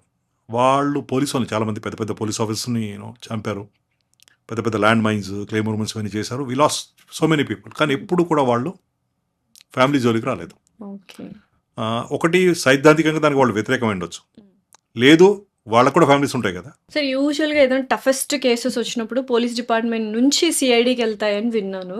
సో, రోల్స్ రివర్స్ అయిన కండిషన్స్ ఉన్నాయా ఏవైనా? అండ్ ఎందుకలాగా పోలీస్ టు సీఐడీ ఎళ్తది, పోలీస్ డిపార్ట్‌మెంట్ టు సీఐడీ? అంటే ప్రాధాన్యత ఎక్కువ ఉండి, ఏదో ఎక్కువ మంది విక్టిమ్స్ ఉండి, జనరల్గా సిఐడికి వచ్చే కేసు ఏంటంటే డీజీపీ గారు కానీ లేకపోతే సిఐడి చీఫ్ కానీ ఏమైనా స్పెషల్ కేసెస్ ఉండి ఇక్కడ మన ఇంటర్వెన్షన్ అవసరం అనుకున్నప్పుడు మీకు అక్కడ కేసులు రిజిస్టర్ చేస్తారు. అది కాకుండా కొన్ని సందర్భాల్లో హైకోర్ట్స్ లాంటివి రెఫర్ చేస్తాయి. ఓకే. అలాగే ప్రభుత్వం కూడా కొన్ని important multi functional disciplinary investigations ఉన్న దగ్గర కూడా రెఫర్ చేస్తుంది. కాకుండా సెన్సేషనల్ ఎక్కడైతే జనాల నుంచి డిమాండ్ వచ్చి లోకల్ పోలీస్తో ఒక ఇబ్బంది ఏంటంటే వాళ్ళకి టైం సరిపోదు కాబట్టి, it's not that they not capable అని కాదు. అసలు సిఐడికి సపరేట్ ఎంటిటీ ఏం లేదు. సిఐడిలో పనిచేసే స్టాఫ్ 100% లా అండ్ ఆర్డర్ నుంచి డెప్యుటేషన్కే వస్తాం ఇక్కడికి నేను వచ్చినట్టు. ఓహ్! సో వాళ్ళు వీళ్ళు వేరు కాదు. సో, వాళ్ళకి సెపరేట్‌గా సీఐడీలోనే జాయిన్ అవుతారు అన్నదేం లేదు, లేదా? లేదు. అంటే సిబిఐ లాంటి సంస్థలు ఉన్నాయి. సిబిఐలో సొంత రిక్రూట్మెంట్ కొంత ఉంటుంది, ఓకే. కొంతమంది డెప్యుటేషన్ మీద వస్తారు. ఓకే. బట్ సిఐడి 100% డెప్యుటేషన్, దానికంటూ సపరేట్ ఎంటిటీ లేదు. ఓకే. సో మేము రోజు లా అండ్ ఆర్డర్లో పనిచేసేవాళ్ళు చూసేవాళ్ళు ఇక్కడ కూడా వస్తారు. హుహు. కాకపోతే అక్కడ మల్టీఫేరియస్ డ్యూటీస్ ఉంటాయి, ప్రెజర్స్ ఉంటాయి, చాలా సందర్భాల్లో ఫోకస్గా ఉండరు, టైం సరిపోదు. సిఈడిలో ఎక్స్క్లూజివ్ ఇన్వెస్టిగేషన్ ఇది, ఇక వేరే పనులే ఉండవు. సో దీంతో పాటుగా సపోర్ట్ ఉంటుంది, ట్రైనింగ్స్ ఉంటాయి. సో ఆ ఇన్వెస్టిగేషన్లో ఉన్న ఫైనాన్షియల్ సపోర్ట్గా, ఫైనాన్షియల్ ఇన్వెస్టిగేషన్ సపోర్ట్గా ఉంటే ఆ ఎక్స్పర్ట్స్ వస్తారు, చార్ట్ అకౌంటెంట్స్ వస్తారు. ఓకే. ఇవన్నీ ఉంటాయి కాబట్టి క్వాలిటీ ఆఫ్ ఇన్వెస్టిగేషన్ బెటర్గా ఉంటుంది, ఫోకస్గా ఉంటాం. ఓకే. మీరు అడిగినట్టుగా దిస్ ఇంపార్టెంట్ కేస్ అది. అప్పట్లో ఏంటంటే ఐ డోంట్ నో మీరు పోలీస్ టు సిఐడి వెళ్ళిందా, సిఐడి టు పోలీస్ వెళ్ళిందా? పోలీస్ నుంచి సిఐడికి వెళ్ళి తిరిగి పోలీస్ ఎక్కి బ్రేక్ చేసిన కేసు, నేనే దాంట్లో ఇన్వాల్వ్ అయి ఉన్నాను. ఓ వావ్. దాదాపు ఇప్పటికి ఐ థింక్ అరౌండ్ 96-97 ప్రాంతంలో, దాదాపు 30 ఏళ్ల క్రితం ఇప్పటికి. అప్పట్లో ఒక సరెండర్ అయిన నక్సలైట్ ఈదన్న అని, వాళ్ళిద్దరు వైఫ్ అండ్ హస్బెండ్ ఇద్దరు, Hussain B and Eedanna. Eedanna murder జరిగింది, చాలా సెన్సేషనల్గా, చాలా క్రూరంగా చంపారు అతన్ని. చంపి తలని బీహెడ్ చేసి తీసేసి కింద లోవర్ పార్ట్స్ కాళ్ళు కూడా తీసేసి ట్రంక్ ఒకటి తీసుకొచ్చి చిలకలగూడ పోలీస్ స్టేషన్ పరిధిలో ముషీరాబాద్ జైలు దగ్గర పెట్టారు, అది ఫర్ ఎ పర్పస్. సో అప్పట్లో ఏంటంటే వాళ్ళిద్దరు మాజీ నక్సల్స్ కాబట్టి, సరెండర్ అయిన వాళ్ళు కాబట్టి, వాళ్ళని గవర్నమెంట్ ప్రోత్సాహంతోనే చంపారని, పరోక్షంగా ప్రభుత్వం పాత్ర ఉందని చాలా సీరియస్ అక్యుజేషన్స్ వచ్చి, క్లూస్ రాక, కొంతవరకు ప్రభుత్వం కూడా కొంత రిఫరెన్స్లో పడి ఈ సీరియస్నెస్ తీసుకుని కేసుని సిఐడికి ట్రాన్స్ఫర్ చేసింది. ఓకే. చేసి దాంతోపాటుగా దానికి ₹1,00,000 క్యాష్ రివార్డ్ కూడా, అప్పట్లో 96లో 1 lakh, it could be huge now, reward కూడా డిక్లేర్ చేశారు. అది వాళ్ళు ఇన్వెస్టిగేట్ చేస్తారు, కేసు వాళ్ళకి వెళ్ళిపోయింది, చేస్తున్నారు. అప్పట్లో నేను భువనగిరిలో టౌన్లో పనిచేసేవాడిని. భువనగిరి టౌన్లో ఒక మర్డర్ జరిగింది. ఓకే. అతను కూడా మాజీ మిలిటెంట్, అంటే నక్సల్స్లో పనిచేసి బయటకు వచ్చేసి ఓపెన్గా ఉంటున్నాను అతను. ఆ మర్డర్ కేసు ఇన్వెస్టిగేషన్ చేసే క్రమంలో నాకు సడన్గా ఫోన్ వచ్చింది, సార్ ఈరోజు మన టైంలో జరిగిన మర్డర్లో మీరు పలానా వ్యక్తిని అదుపులోకి తీసుకోండి, అతను ఈ కేసు బయటపడుతుంది, దీంతోపాటు రాష్ట్రాన్ని కుదిపేసిన ఇంకో కేసు కూడా మీకు బయటపడుతుంది, సెన్సేషనల్ అని ఫోన్ వచ్చింది. నువ్వెవరని అడిగాను నేను, అప్పుడు ల్యాండ్లైన్ ఫోన్స్ ఇవి. సార్ మీరంటే నాకు అభిమాన గౌరవం సార్, అందుకే మీకు చెప్తున్నాను, నేను మళ్ళీ మీ ముందుకు వస్తాను నేను ఎప్పుడోసారి, but go ahead with the investigation అని ఒక సోర్స్ లాగా. సో వెళ్ళి ఆ వ్యక్తిని అదుపులోకి తీసుకున్నాం. ఆ రోజు జరిగిన మర్డర్లో మందబాలరాజు అని మాజీ మిలిటెంట్, అతను భువనగిరి టౌన్లో జరిగింది మర్డర్. అది ఆ రోజు జరిగిన మర్డర్లో మేము ఎవరైతే ఆ వ్యక్తిని అదుపులోకి తీసుకున్నామో అతని చేతి గాయమైంది, క్లియర్ తెలుస్తుంది చేసే క్రమంలో గాయపడ్డాడని. మేము అదుపులోకి తీసుకోగానే అవును సార్ ఈరోజు మందబాలరాజు మర్డర్ మేమే చేసాము, నేను పలానా కారణంతో అనేది చెప్పాడు. అతను పోలీస్ స్టేషన్ తీసుకొచ్చిన తర్వాత నేను అడిగింది ఏంటంటే, ఇది మాకు తెలుసు, ఆ సెన్సేషనల్ కేసు ఏంటని అడిగాను. ఆ సెన్సేషనల్ కేసు అంటే నాకు కూడా తెలియదు. నాకు చెప్పిన సోర్స్ ఏమన్నాడు, రాష్ట్రాన్ని కుదిపేసిన కేసు డైరెక్టర్ సార్ అని చెప్పాడు. ఓకే. సో అడిగితే అరే వీళ్ళకి తెలిసినట్టుంది కదా అని, అతను అవును సార్ ఏదైనా కూడా మేము ఆర్డర్ చేసాం, కారణం ఇది, మోటివ్ ఇది, పార్టిసిపేట్ చేసింది పలానా వాళ్ళు, పలానా కారణంగా ట్రంక్ తీసుకెళ్ళి మేము చనిపోయిన వ్యక్తిని తల సపరేట్ చేసి కాళ్ళు సపరేట్ చేసి ట్రంక్ తీసుకుని స్కూటర్ మీద ప్యాక్ చేసుకుని తీసుకెళ్ళి అక్కడ జైలు దగ్గర పెట్టామని చెప్పారు. అతను అసోసియేట్ ఇంకో అతను తీసుకున్నాం. అతను ఎవరు అంటే చాలా సెన్సేషనల్గా ఈ క్రైమ్ నోటోరియస్ ఉండి మేమంతా వివాదాలకు వెళ్ళిన నయీం వాళ్ళ సొంత బ్రదర్ అలీం అని ఉండేవాడు, అతను మర్డర్ చేశాడు. అతనితో పాటు మరో ఇద్దరు వ్యక్తులను తీసుకున్న తర్వాత మూడో వ్యక్తి ఎవరంటే ఇక్కడ చౌటుప్పల్లో ఉన్నాడు అని చెప్తే అతను తీసుకొని అక్కడికి వెళ్ళాం. వీళ్ళిద్దరికి దొరికిన విషయం తెలుసు కూడా అతను పారిపోలేదు, ఇంట్లోనే ఉన్నాడు. మేము పిలవగానే బయటకు వచ్చాడు. సార్ ఒక నిమిషం మీతో మాట్లాడి పక్క తీసుకెళ్తే, సార్ మీకు ఫోన్ చేసింది నేనే సార్ అన్నాడు. సో అరే నువ్వు కూడా దొరుకుతావు కదా, నువ్వు కూడా కేసులో ఇన్వాల్వ్ కదా, ఈ కేసు బయటపడుతుంది కదా, ఎందుకు చేసావు నాకు ఫోన్ అని అడిగాను. అడిగితే సార్ మీరంటే నాకు ఇష్టం సార్, ఒకానొక సందర్భంలో నేను చిన్న దొంగతనం చేసి పోలీస్ స్టేషన్లో మీ లాకప్లో ఉంటే రాత్రిపూట మా అమ్మ అక్క నన్ను కలవడానికి వచ్చారు, మీరు నన్ను చాలా చాలా హార్ష్గా ట్రీట్ చేశారు, బట్ మా అమ్మ సిస్టర్ వచ్చిన తర్వాత నన్ను చాలాసేపు కూర్చోబెట్టి మాట్లాడారు, మీ మదర్ విడో, మీ sister is an young girl, నువ్వు చేసిన పని మూలంగా వాళ్ళు అర్ధరాత్రి కూడా పోలీస్ స్టేషన్కి రావాల్సి వచ్చింది అని చెప్పారు. అది ఎక్కడ కొంచెం కనెక్ట్ అయ్యాను సార్, టచ్ అయ్యాను. ఇది ఇవ్వాలి కాకపోతే ఏదో ఒక రోజు బయటపడుతుంది, ఎవరో ఒకళ్ళకి బయటపడుతుంది. సో ఈ కేసు మీ ద్వారా డిటెక్ట్ అయితే మీకు మంచి పేరు వస్తాను ఉద్దేశంతో మీకు చెప్పాను సార్ అని చెప్పి. సో దాంట్లో నాకు సో క్రిమినల్స్ కూడా మంచిగా రకరకాలు ఉంటారు, వాళ్ళు మనుషులే కదా. సో దాంట్లో ఏంటంటే అప్పట్లో ప్రభుత్వం పెద్ద భారం దించుకున్నట్టు అయింది కేసు డిటెక్ట్ అయిన తర్వాత. వాళ్ళ మీద ఉన్నటువంటి ఎలిగేషన్స్ అట్రిబ్యూషన్స్ అన్నీ రిజాల్వ్ అయిపోయినాయి. ఆ 1 lakh క్యాష్ నాకు ఇచ్చారు, అట్లాగే 2 అడ్వాన్స్ ఇంక్రిమెంట్స్ అవన్నీ కూడా అప్పుడే పథకం సేవా పథకం ఇవన్నీ. 1 lakh నేను 50,000 వీడికి ఇచ్చాను, నాకు చెప్పిన వాడికి. In all fairness is the reason, లేకపోతే డిటెక్ట్ అయ్యేది కాదేమో, ఇంకెవరికైనా పోయేదేమో. సో నాకు పేరు వచ్చింది, నాకు అడ్వాన్స్ ఇంక్రిమెంట్స్ వచ్చినాయి, ఆఫీస్ దగ్గర మంచి గుర్తింపు వచ్చింది. కాబట్టి దానికి సోర్స్ ఆఫ్కోర్స్ ఆ కేసులో వాడిని అరెస్ట్ చేసాం, జైలు కూడా పంపించాం, ట్రయల్ జరిగింది, శిక్ష కూడా పడ్డది అతనికి. But in all fairness I thought I should share, నా రివార్డ్ అమౌంట్ అతనికి ఇవ్వడం సముచితం అనిపించింది, ఇచ్చాను. అంటే వాడికి నా మీద అభిమానం ఎందుకు ఉంది? నేను హార్ష్గా డీల్ చేసినప్పటికీ at the end of the day I talk to him good nicely. Family వచ్చినప్పుడు ఇవే కదా గెస్చర్స్. ఇప్పుడు డెఫినెట్లీ. ఆ తర్వాత చాలా ఇన్ఫర్మేషన్లు ఇచ్చాడు నాకు. జైల్లో ఉండి జైల్లో జరిగే సంభాషణలు, జైల్లో జరిగే ప్లానింగ్, రకరకాల ఇన్ఫర్మేషన్ నాతో షేర్ చేసేవాడు. Not that I shared it 50,000 ఇచ్చానని కాదు, గ్రాటిట్యూడ్ ఉంది నా పట్ల. యాటిట్యూడ్ ఉంది. సో ఇప్పుడు సిఐడికి వెళ్ళిన కేసు, సిఐడి ఇన్వెస్టిగేషన్ చేస్తూ ఉండగా మళ్ళీ వెనక You మేము got a మేము breakthrough. డిటెక్ట్ చేసాము. అది Okay. యాదృచ్ఛికం ఉండొచ్చు, లేదు ఫర్ వేరియస్ రీజన్స్. సో వాళ్ళే డిటెక్ట్ చేయాలని ఉంది. చాలా సందర్భాలు ఏమవుతుందంటే ఒక దగ్గర జరిగే కేసు వాళ్ళ క్లూ ఉండదు, అదే నేరస్తులు ఇంకో నేరం చేసి ఇంకెక్కడో పట్టుబడతారు, అది వాళ్ళకు వెళ్ళిపోయింది. అంటే వాళ్ళ ద్వారా బయటపడుతుంది. ఈ సేమ్ నా విషయంలో జరిగింది కూడా అదే. ఓకే. సో ఇటువంటివి చాలా కేసెస్ అండ్ ఎక్స్పీరియన్సెస్ ఉన్నాయి. యా ఉంటాయి కొన్ని. అంటే అన్డిటెక్టెడ్గా వదిలిపెట్టేసుకుని, నేను రామచంద్రపురం పోలీస్ స్టేషన్లో పనిచేస్తున్నప్పుడు కళ్ళు కాంపౌండ్ దగ్గర మర్డర్ జరిగింది.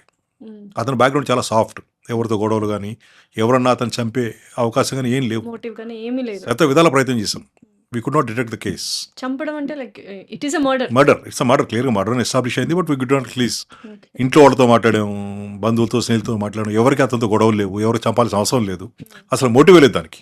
Okay. So the case remained undetected. అది కొంత అసంతృప్తి ఉండింది నాకు. ఇప్పటికీ ఇంకా అలా చాలా లేదు లేదు అన్డిటెక్టెడ్ ఉండింది. కానీ తిరిగి నేను హైదరాబాద్ వచ్చి టాస్క్ ఫోర్స్లో పనిచేసే క్రమంలో అప్పట్లో పట్టుల గోవర్ధన్ రెడ్డి అని ఒక నోటోరియస్ క్యారెక్టర్ ఉండేవాడు. అతను రెవల్యూషనరీ పేట్రియాటిక్ టైగర్స్ అని ఒక self styled left wing group ఒకటి ఫ్లోట్ చేసి ఆర్మ్డ్గా ఉండి లెటర్ బాంబులు పంపించి సెన్సేషన్గా చదువుకున్నవాడు, తెలివైన వాడు. ఓకే. అతనికి ఫిజికలీ హ్యాండిక్యాప్డ్ బట్ బ్రెయిన్ చాలా షార్ప్గా ఉండేది. హైదరాబాద్లో ఫస్ట్ టైం లెటర్ బాంబ్స్ తయారు చేసి కూడా అతనే 90లో. అతను ఇంకో కేసులో ఇన్వెస్టిగేషన్ చేసే క్రమంలో అతను తీసుకుంటే ఆ ఇంట్రాగేషన్లో ఈ కేసు అతను కన్ఫ్యూజ్ చేశాడు. ఏది నేను రామచంద్రపురంలో ఉన్నప్పుడు కళ్ళు కాంపౌండ్ దగ్గర అన్డిటెక్టెడ్గా ఉండిపోయిన కేసు. ఎందుకు చంపాల్సి వచ్చిందండి? చిన్న వెరీ మైన్యూట్, అంటే నేను చెప్పినట్టుగా వినట్లేదు, నా కంట్రోల్లో ఉండట్లేదు అన్నాడు. కానీ మేము ఏదన్నా ఇల్లీగల్ ఇంటిమసీ యాంగిల్ ఉందేమోనని మేము అనుకున్నాం. He did not confess it. Okay. చిన్న రీజన్ చూపించాడు, అతనికి నాకు అభిప్రాయ భేదాలు ఉన్నాయి, అతను తిరగబడి మాట్లాడాడు, నేను చెప్తే వినలేదు, అటువంటివన్నీ. అంటే ఇంట్లో వాళ్ళకు కూడా అతను చంపుతాడని ఎక్కడ లేసమంత కూడా ఎక్కడ డౌట్ లేదు వాళ్ళకి. It was an open case. So ఎక్కడో నేను ఒక అసంతృప్తి వారిని చేయలేకపోయిన కేసు ఇది, అన్డిటెక్టెడ్ అనుకున్నాను. 4-5 ఏళ్ల గ్యాప్ తర్వాత ఇంకో ఆర్గనైజేషన్లో పనిచేసే క్రమంలో మళ్ళీ ఆ కేసు నేను డిటెక్ట్ చేశాను. సో ఇలా చాలా కేసెస్, ఉంటాయి. మిస్టీరియస్ కేసెస్ ఉంటాయి. ఉంటాయి. సో ఇప్పుడు ఇంకా ఆల్మోస్ట్ రిటైర్మెంట్కి వచ్చేస్తున్నారు. Do you miss this investigations, cases?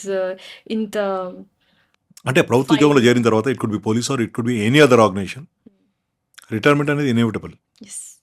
So ఈ 38 ఏళ్ళు, దాదాపు I'm completing 38. I join very early. ఈ 38 ఏళ్ళ ప్రయాణంలో నేను పోగు చేసుకున్నటువంటి అనుభవాలు, అనుభూతులు ఇవన్నీ కూడా ఎక్కడి దగ్గర ఎవరికొకరికి ఉపయోగపడతాయి. గతంలో నా దగ్గర పనిచేసిన కొంతమంది ఆఫీసర్స్, వాళ్ళకి వృత్తిపరమైన సమస్యలు కానీ, డౌట్స్ కానీ, సందేహాలు కానీ ఉంటే కనుక వాళ్ళు ఇప్పుడు రిపోర్ట్ చేస్తున్న ఆఫీసర్స్ కన్నా నాతో డిస్కస్ చేయడానికి చాలా కంఫర్టబుల్గా ఉంటారు. అంటే కొంతమంది నా దగ్గర ప్రొవిజన్స్గా మొదలుపెట్టిన వాళ్ళు, క్యారీ చేస్తున్న వాళ్ళు, అరే మీ ఆఫీసర్స్ లేరు ఎందుకు మాట్లాడంటే, సార్ మీతో అయితే కొంచెం మేము కంఫర్టబుల్ సార్, కేసు ఈ విధంగా ఉంది, ఏ చేస్తే బాగుంటుంది అంటారు, నాతో మాట్లాడతారు. అది సో నా రిటైర్మెంట్ ఇట్లాంటి వాటికి అడ్డం కాదు. So they continue to take my guidance or ఇది వాట్ ఎవర్ ఇట్ ఈస్. నేను ఈ ఎక్స్పీరియన్స్ వేస్ట్గా పోతుందని అనుకోవట్లేదు. నేను ఆమె క్వాలిఫైడ్ లా గ్రాడ్యుయేట్, నేను లాయర్ని, అడ్వకేట్ని కాదు. లాయర్ అంటే లా చదువుకున్న ప్రతి వాడు లాయరే, ఎన్రోల్ అయ్యి ప్రాక్టీస్ చేసేవాడు అడ్వకేట్. ఏమో క్రమంగా అడ్వకేట్గా రూపాంతరం చెందుతాను, చూద్దాం. సో మీరు ఆర్గ్యుమెంట్లో కూడా విన్ అయ్యే ఛాన్సెస్ ఎక్కువగా మెండుగా ఉంటాయి. ఆర్గ్యుమెంట్లో విన్ అవడం కాదులే, కానీ ఇటువైపు నుంచి వచ్చాను కాబట్టి ఇన్వెస్టిగేషన్లో ఎటువంటి పొరపాట్లు జరుగుతాయి, ఏం జరుగుతుంది. సపోజ్ నేను క్రిమినల్ సైడ్ నేను ప్రాక్టీస్ మొదలుపెట్టాను అనుకో, మా వైపు నుంచి ఎటువంటి లోటుపాట్లు దొరుకుతాయి అనే కొంచెం బెటర్గా తెలిసే అవకాశం ఉంది. This experience, this journey will not go waste అనుకుంటున్నాను నేను. అంటే నేను నాట్ షూర్, యాక్చువల్గా పోలీసులో రాకపోయి ఉంటే కనుక నేను అడ్వకేట్ అయ్యి ఉండేవాడినేమో. మా నాన్నగారికి చాలా ఇష్టం నేను అడ్వకేట్గా చూడాలని. కనీసం ఆయన కోరిక తీర్చడం కన్నా మేబీ నేను ఐ గెట్ ఎన్రోల్డ్. నేను క్వాలిఫైడ్ లా గ్రాడ్యుయేట్ కాబట్టి సీరియస్గా ప్రాక్టీస్ చేస్తానో లేదో నాకు తెలియదు, కానీ I think I get enrolled. Nothing wrong about it. So ఓవరాల్గా so how was the life journey sir? ఎలా ఉన్నింది 38 ఏళ్ళ అనుభవము? ఎంతో మంది క్రిమినల్స్ చూసుంటారు, అందులో నిజంగానే మారి మంచి వాళ్ళలాగా లైఫ్ లీడ్ చేస్తున్న వాళ్ళు ఉన్నారు, అండ్ కొంతమంది క్షణికావేశంలో క్రిమినల్స్గా మారిపోయిన వాళ్ళు ఉంటారు, కొంతమంది ఎన్నో ఇయర్స్ నుంచి అదే వృత్తిలో ఉంటారు. రకరకాల వాళ్ళతో డీల్ చేస్తున్నప్పుడు do you try to change them? అదే ఎంటైర్ గోలే అది కదా. ఇప్పుడు చెడ్డవాళ్ళందరూ చెడ్డవాళ్ళగా ఉండి కొత్త చెడ్డవాళ్ళు వాళ్ళు ఏడైతే వాళ్ళు నంబర్స్ పెరుగుతాయి. ఒకసారి తప్పు చేసిన వాళ్ళు, క్రైమ్ చేసిన వాళ్ళు, చెడ్డవాళ్ళు, they should reform. The very idea మన క్రిమినల్ జస్టిస్ సిస్టంలోనే ప్యూనిటివ్ కాదు, అంటే పనిష్ చేయడం కాదు దాని ఉద్దేశం, రిఫర్మేటివ్. అంతే. వాళ్ళని సంస్కరించడమే మన వ్యవస్థ ఉద్దేశం. అందరూ మారిపోతారని చెప్పగానే చాలామంది మారుతారు ఫర్ 2 రీజన్స్. చాలామంది క్రైమ్కి రిసార్ట్ అయ్యేవాళ్ళు యంగర్ ఏజ్లో చేస్తారు. ఉడుకు రక్తం, వేడి, కోపం, ఆ ఫిజికల్ ఎజిలిటీ, ఎబిలిటీ ఇవన్నీ ఉంటాయి. క్రమంగా ఏజ్ బయటపడ్డా యంగర్ డేస్లో వాడు ఏముంది, నెల 2 నెలలు 3 నెలలు 4 నెలలు జైల్లో ఉన్న పెద్ద పడుచుకునే వాళ్ళు ఉండరు. వాడికంటూ ఒక కుటుంబం ఏర్పడి భార్య పిల్లలు ఉండి ఇవన్నీ తర్వాత వాడు కూడా ఆలోచిస్తాడు, నేను మళ్ళీ క్రైమ్ చేస్తే గతంలో 6 నెలలు జైల్లో ఉన్నా, ఏడాది జైల్లో ఉన్నా, ఇప్పుడు నేను ఏడాది జైలు వెళ్తే నా పిల్లల్ని నేను చూసుకోలేను. ఇటువంటిది వస్తుంది. దాదాపు 100-80% చేంజ్ అవుతారు వీళ్ళు. కొద్దిమంది హార్డెన్గా ఉండిపోతారు వాళ్ళు బాధ్యత లేకుండా. మన సిస్టమ్ ప్యూనిటివ్ కాదు, మనం రిఫర్మేటివ్. వాళ్ళు నిజంగా కూడా చాలామంది మారుతారు. కారణాలు అనేకం, కుటుంబము, బాధ్యతలు, ఏజ్, లేదు ఆర్థికంగా కొంత స్థిరపడటం, లేదు ప్రత్యామ్నాయ మార్గాలు వాళ్ళు సర్వైవ్ అవ్వడానికి దొరికినప్పుడు they'll change. To my knowledge 70-80% change అవుతారు. So it's huge percentage. Huge percentage. అంటే మళ్ళీ కొత్త వాళ్ళు జాయిన్ అవుతారు కదా క్లబ్లో. పాత వాళ్ళు అలాగే ఉండి కొత్త వాళ్ళు జాయిన్ అయితే క్రైమ్ చేసే వాళ్ళు రేటు పెరిగిపోతుంది. ఇది ప్రవాహం, ఇది పాత నీరు కొట్టుకుపోతుంది, కొత్త నీరు వస్తుంది దాంట్లోకి. నిజంగా ఈ సైకోపాత్ కిల్లర్స్ అనే వాళ్ళు ఉన్నారు సార్, అంటే వితౌట్ ఎనీ మోటివ్ వాళ్ళకు సైకలాజికల్ డిజార్డర్ వల్ల, సైకలాజికల్ స్ట్రెస్ వల్లను చంపేస్తూ ఉంటారు సైకో కిల్లర్స్. ఇలాంటి కేసెస్ ఏమైనా మీరు డీల్ చేశారా? ఉన్నారు. అంటే దాని ఎగ్జాక్ట్లీ సైకలాజికల్ రీజన్ చెప్పడానికి ఉండదు. జస్ట్ అంటే మనిషిని చంపడం వల్ల ఆనందం పొందేవాళ్ళు చాలా రేర్ కేసెస్ అవి ఉన్నారు. అంటే ఈ మధ్య కాలంలో చాలా తగ్గిపోయారు. బయట అంటే వాడికి సెన్సిటివిటీ తక్కువ ఉంటుంది వాడు. ఫర్ ఎగ్జాంపుల్ ఇప్పుడు మహారాష్ట్ర బేస్డ్ ఉన్న పార్దీ గ్యాంగ్స్ ఉంటాయి. దాంట్లో పల్ పార్దీస్, గామ పార్దీస్ అని కొంతమంది కొండల్లో ఉంటారు, కొంతమంది ఊళ్ళల్లో ఉంటారు. వాళ్ళు ఇళ్లలో రాత్రిపూట డెకాయిటీస్ చేస్తారు గ్యాంగ్ లాగా వెళ్ళి. ఇన్వేరియబుల్లీ అంటే వాళ్ళు ఉన్నాయని తీసి ఒలిసి ఇచ్చేసినా సరే, పూర్తిగా సరెండర్ అయినా సరే, వాళ్ళు తీవ్రంగా గాయపరచడం అనేది వాళ్ళ నేచర్, అది మోటివ్, అది. అటువంటి వాళ్ళు ఉంటారు. అంటే సైకోపాత్ కిల్లర్స్ నేను డైరెక్ట్ ఇన్వెస్టిగేషన్ కేసులు చేసిన ఎవరు లేరు. ఫర్ ఎగ్జాంపుల్ మహబూబ్ నగర్లో ఒక గ్యాంగ్ ఉండేది. వాళ్ళు కళ్ళు కాంపౌండ్ దగ్గరికి వెళ్ళి అక్కడ లేబర్ ఎవరైనా తాగడానికి వచ్చినట్టు విమెన్ ఉంటారు కదా, వాళ్ళని ల్యూర్ చేసి మాట్లాడి వాళ్ళతో పాటు తాగి వాళ్ళని కూర్చొని తీసుకెళ్ళి నిర్మానుష్య ప్రాంతాలకు తీసుకెళ్ళి వాళ్ళని మర్డర్ చేసి వాళ్ళ దగ్గర నుంచి కొట్టేసేది ఏంటంటే అంతా కాళ్ళకుండే వెండి కడియాలు. దే హార్డ్లీ ఎనీ అమౌంట్ అది. కానీ ఒకలాంటి ఆ ట్రాక్లో పడిపోయారు వాళ్ళు. అట్లా రిపీటెడ్గా 10-12 చేసి ఆ తర్వాత దొరికిన వాళ్ళు ఉన్నారు. ఇప్పుడు ఒకసారి నేరం చేయడానికి సిద్ధపడి, జైలుకి వెళ్ళడానికి సిద్ధపడి, రిస్క్ తీసుకొని సిద్ధపడ్డాక they can do a bigger crime. They can do a crime for a bigger profit. కానీ ఈ ట్రాక్లో పడిపోతారు వీళ్ళు. అదే చేస్తుంటారు రిపీటెడ్గా. మళ్ళీ ఈ కళ్ళు కాంపౌండ్ అయిపోతే ఇంకో కళ్ళు కాంపౌండ్. మరి వీళ్ళు ఏమైనా పెద్ద ఎత్తున దోచుకుందంటే ఏముండదు, చాలా మినిమల్ అమౌంటే ఉంటుంది అంతే. హార్డ్లీ అమౌంట్ కదా. అంటే మైండ్ సెట్ అది. దాని ట్రాక్లో పడిపోయి వెళ్ళిపోతుంటారు అంతే. దాన్ని సైకోపాత్ అనాలా లేదా అనేది కాదు, వాళ్ళ ప్రెజర్ కూడా కాదు, మళ్ళీ గెయినే. అన్ని crimes they happen for 3 reasons. 3 Ws అంటాం మేము దాన్ని. Wine, women and wealth. మీరు ఏ క్రైమ్ అయినా తీసుకోండి, టేక్ 99% ఆఫ్ క్రైమ్స్. ఈ మూడింటికే మోటివ్ ఉంటుంది. ఇప్పుడు ఒక నేరం చేయాలంటే మోటివ్ ఉండాలి కదా.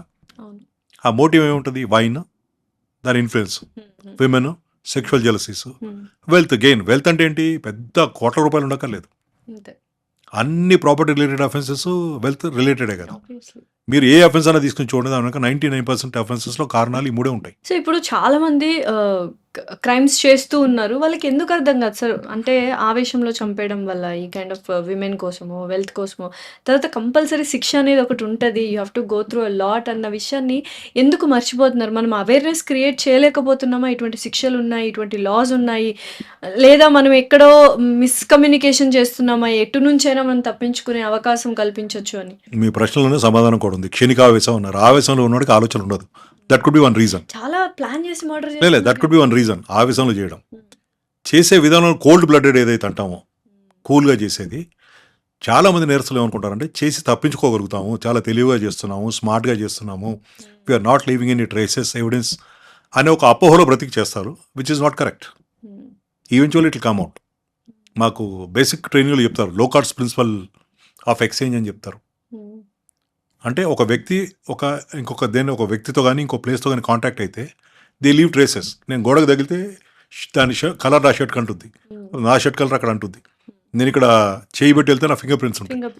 ఈ ప్రిన్సిపల్ ఆఫ్ ఎక్స్చేంజ్ ఇప్పుడు ఇంకొంచెం స్మార్ట్గా చేస్తున్నారు, చేసినప్పటికీ 100% దే లీవ్ ద ట్రేసెస్.